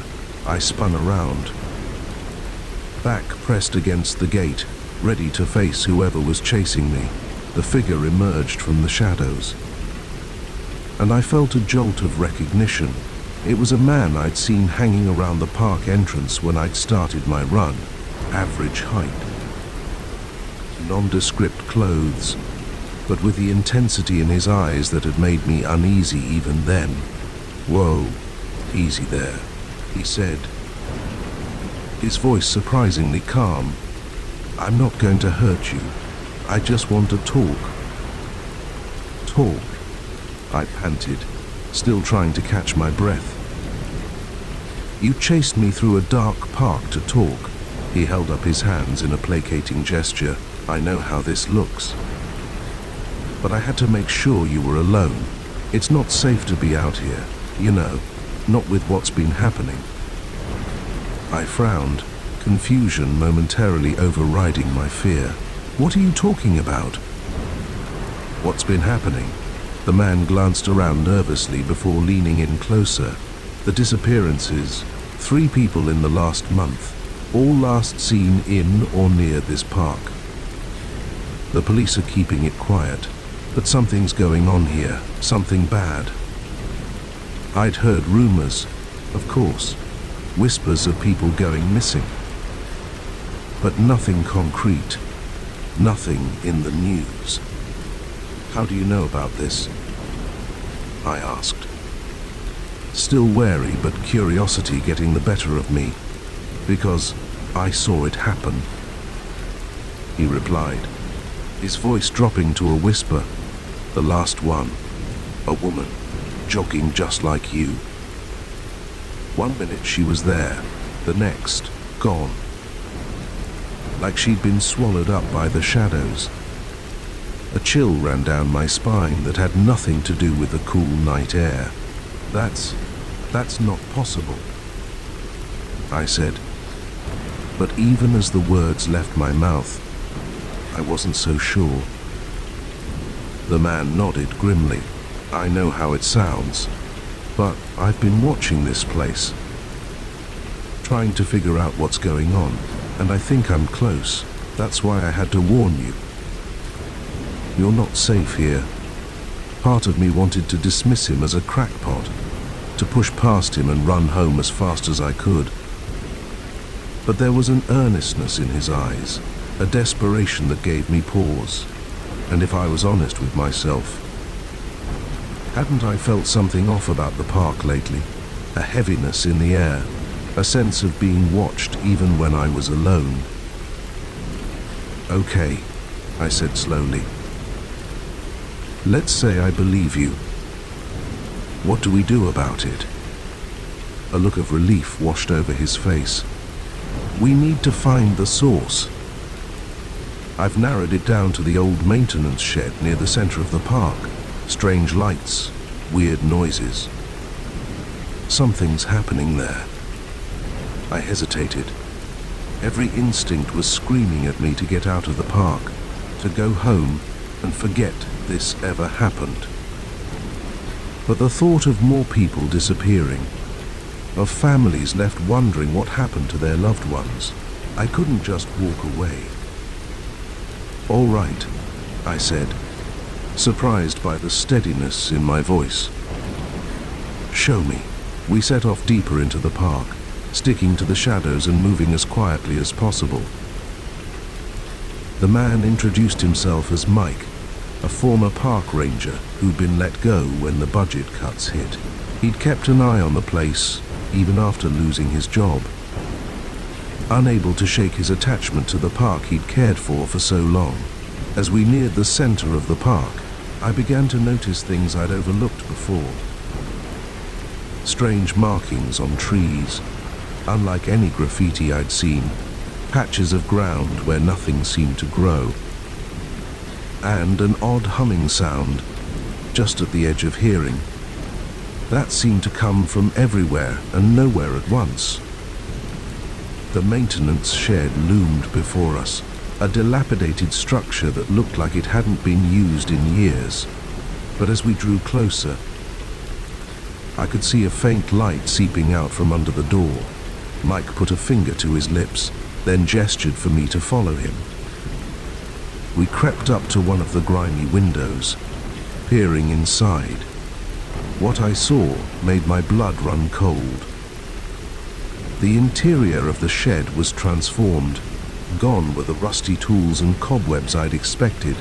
Instead, the space was filled with strange, pulsing machinery.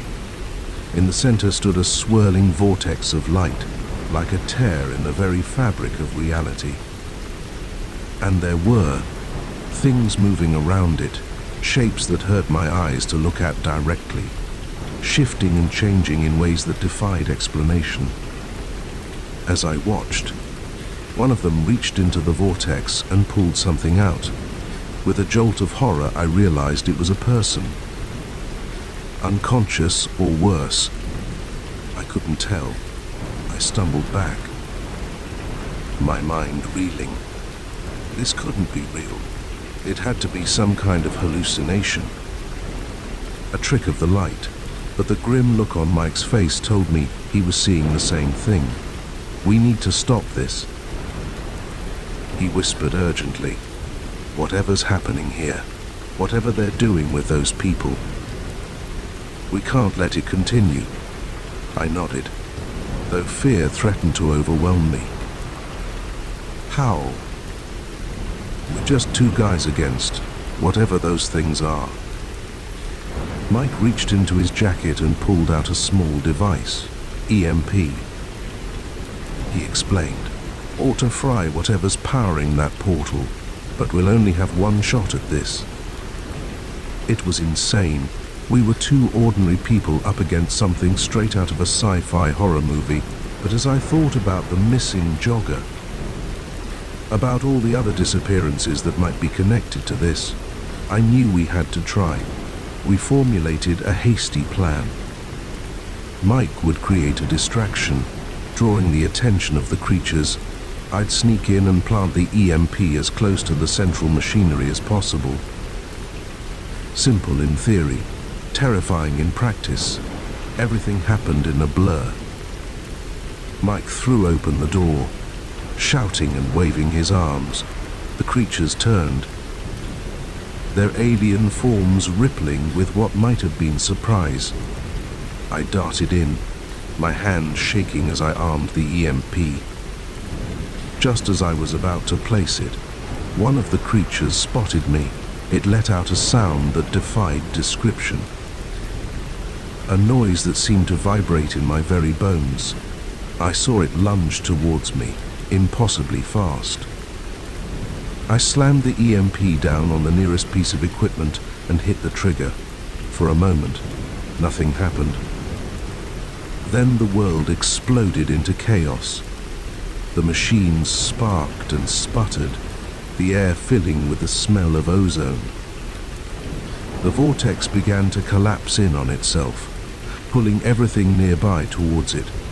The creatures screeched, their forms twisting and distorting as they were sucked into the closing portal. Mike grabbed my arm, yanking me towards the door. We ran, not daring to look back as the shed was engulfed in a blinding light. The ground shook beneath our feet, and I was sure the whole park was going to be swallowed up. And then, suddenly, it was over. We found ourselves sprawled on the grass, gasping for breath. Behind us, the maintenance shed was a smoking ruin, but blessedly, terrifyingly normal. In the days that followed, we tried to make sense of what had happened. The police investigated the shed, but found nothing beyond evidence of a fire. The missing people began to reappear, confused and disoriented, but otherwise unharmed. They remembered nothing of where they'd been. Mike and I met occasionally, trying to piece together the full story. But the truth is, we may never know exactly what was happening in Oakwood Park. All I know is that my nightly runs have taken on a new significance. Each time I lace up my sneakers, I'm not just exercising, I'm patrolling, keeping an eye out for anything unusual. Because now I know the truth. The world is stranger and more dangerous than we can imagine. And sometimes, the only thing standing between our reality and chaos is a guy out for a jog and an ex-park ranger with a homemade EMP. So if you're ever out for a late night run and you get that feeling of being watched, trust your instincts. You never know what might be lurking in the shadows. The sharp pop of the tire exploding shattered the quiet night, sending our car skidding across the empty highway. I wrestled with the steering wheel, my knuckles white with effort, as we finally came to a stop on the gravel shoulder. The silence that followed was deafening, broken only by our ragged breathing and the faint tick-tick-tick of the cooling engine. "Everyone okay?" I asked, glancing at my wife Sarah in the passenger seat and our daughter Emily in the back. They nodded, shaken but unharmed. I stepped out of the car, the cool night air a stark contrast to the stuffy interior. We were in the middle of nowhere, miles from the last town we'd passed through, and who knows how far from the next. The moon hung low and heavy in the sky, casting long shadows across the deserted landscape. As I inspected the shredded remains of our tire, a sense of unease began to creep over me. It was too quiet out here, no crickets chirping, no distant sounds of traffic, just an oppressive silence that seemed to press in from all sides. I pulled out my phone, already knowing what I'd see. No signal, of course. Looks like we're going to be here for a while, I told Sarah as I climbed back into the car. "I'll change the tire, but we should probably wait until morning to try and find help." She nodded, her face pale in the dim light. "I don't like it out here, John. It feels wrong." I knew what she meant. There was something off about this stretch of highway, something that set my nerves on edge. But I pushed the feeling aside, focusing on the practical aspects of our situation. "It'll be fine," I assured her, trying to sound more confident than I felt. "We've got water, some snacks. We'll just hunker down for the night and head out at first light." I set about changing the tire, the familiar task helping to calm my nerves. The beam of my flashlight cut through the darkness, illuminating the immediate area around the car. But beyond that small circle of light, the night seemed to press in, thick and impenetrable. That's when I saw it. A pair of headlights in the distance, approaching slowly. Relief washed over me. Another car meant help, or at least the possibility of it. But as the vehicle drew closer, that relief turned to unease. It was moving too slowly, almost cautiously, and there was something off about the headlights. They seemed too far apart, too high off the ground for a normal car. The vehicle came to a stop about 50 yards behind us. In the rearview mirror, I could just make out the outline of a large truck or van. The headlights stayed on, blinding in their intensity. "John!" Sarah's voice was tight with fear. "What's going on?" I shook my head, trying to appear calm for her and Emily's sake. "Probably just someone stopping to help. I'll go check it out." But as I stepped out of the car, a chill ran down my spine. The truck's engine had cut off, but no one had gotten out. It just sat there, headlights blazing, like some predatory animal watching its prey. I took a few tentative steps towards it, my hand raised in a friendly wave. "Hello. We could use some help if you've got a moment." No response, no movement, just the steady glare of those headlights. I was about to turn back to our car when I heard it, the sound of a door opening and closing, followed by footsteps on gravel. But I couldn't see anyone. The space between the headlights remained empty. "Who's there?" I called out, my voice sounding thin and weak in the vast emptiness around us. The footsteps continued slow and deliberate, moving towards me, but there was still no one visible. Panic seized me. I ran back to our car, practically diving into the driver's seat. "We need to go now." Sarah's eyes were wide with fear. But the tire, no time. I cut her off, jamming the key into the ignition. The engine sputtered once, twice, before roaring to life.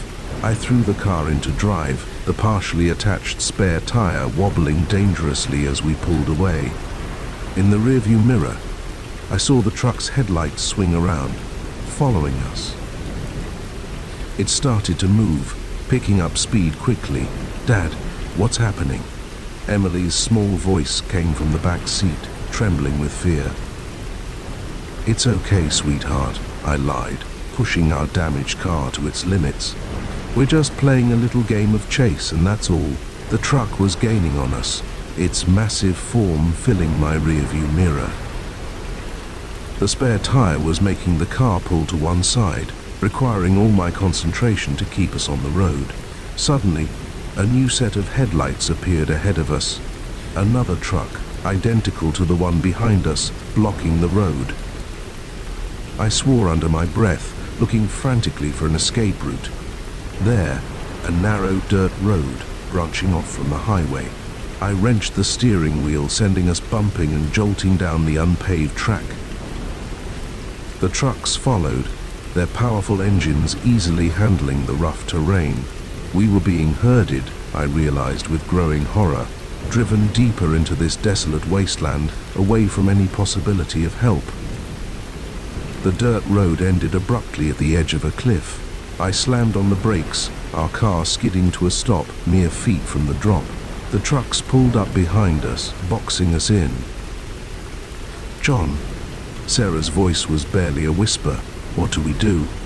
I didn't have an answer. We were trapped, with nowhere left to run. The truck's end headlights shut off simultaneously, plunging us into darkness. In the sudden silence, I could hear doors opening, footsteps approaching our car from all sides. "Lock the doors," I instructed, knowing it was a futile gesture. Whatever was out there, I doubted locked doors would stop them. Shapes moved in the darkness, barely visible in the faint moonlight. They were human-like, but something about their movements was off, too fluid, too precise. A tap on my window made me jump. I turned to see a face peering in at me. But it wasn't a face, not really. It was smooth, featureless, like a mannequin's head. Where the eyes should have been, there were only dark, empty sockets. I heard Sarah stifle a scream. Similar faces were pressed against every window, staring in at us with their eyeless gaze. One of the figures reached for the door handle.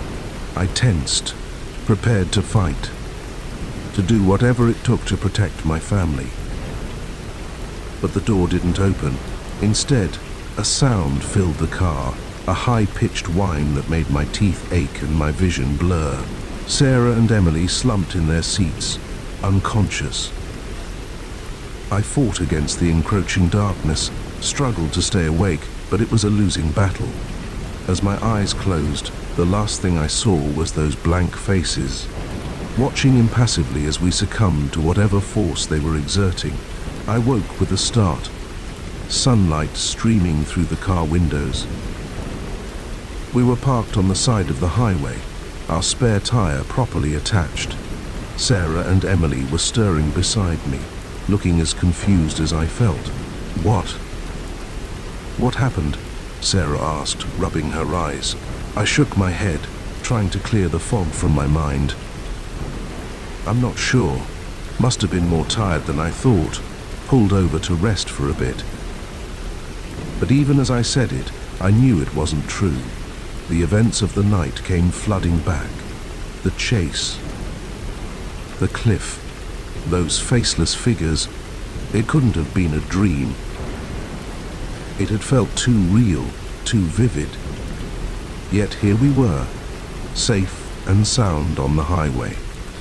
No sign of any trucks, no mysterious dirt road, no cliff.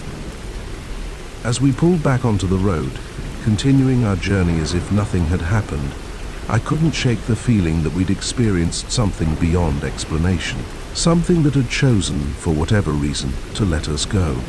I glanced in the rearview mirror, half expecting to see a truck appearing on the horizon. But there was nothing there, nothing but the long, empty stretch of highway behind us.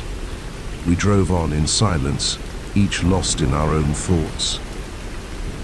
But I knew that none of us would ever look at a deserted highway the same way again, because now we knew what could be lurking out there in the darkness, waiting for unwary travelers. And as we passed a sign welcoming us to the next town, I made a silent vow. No more night driving, no more remote highways.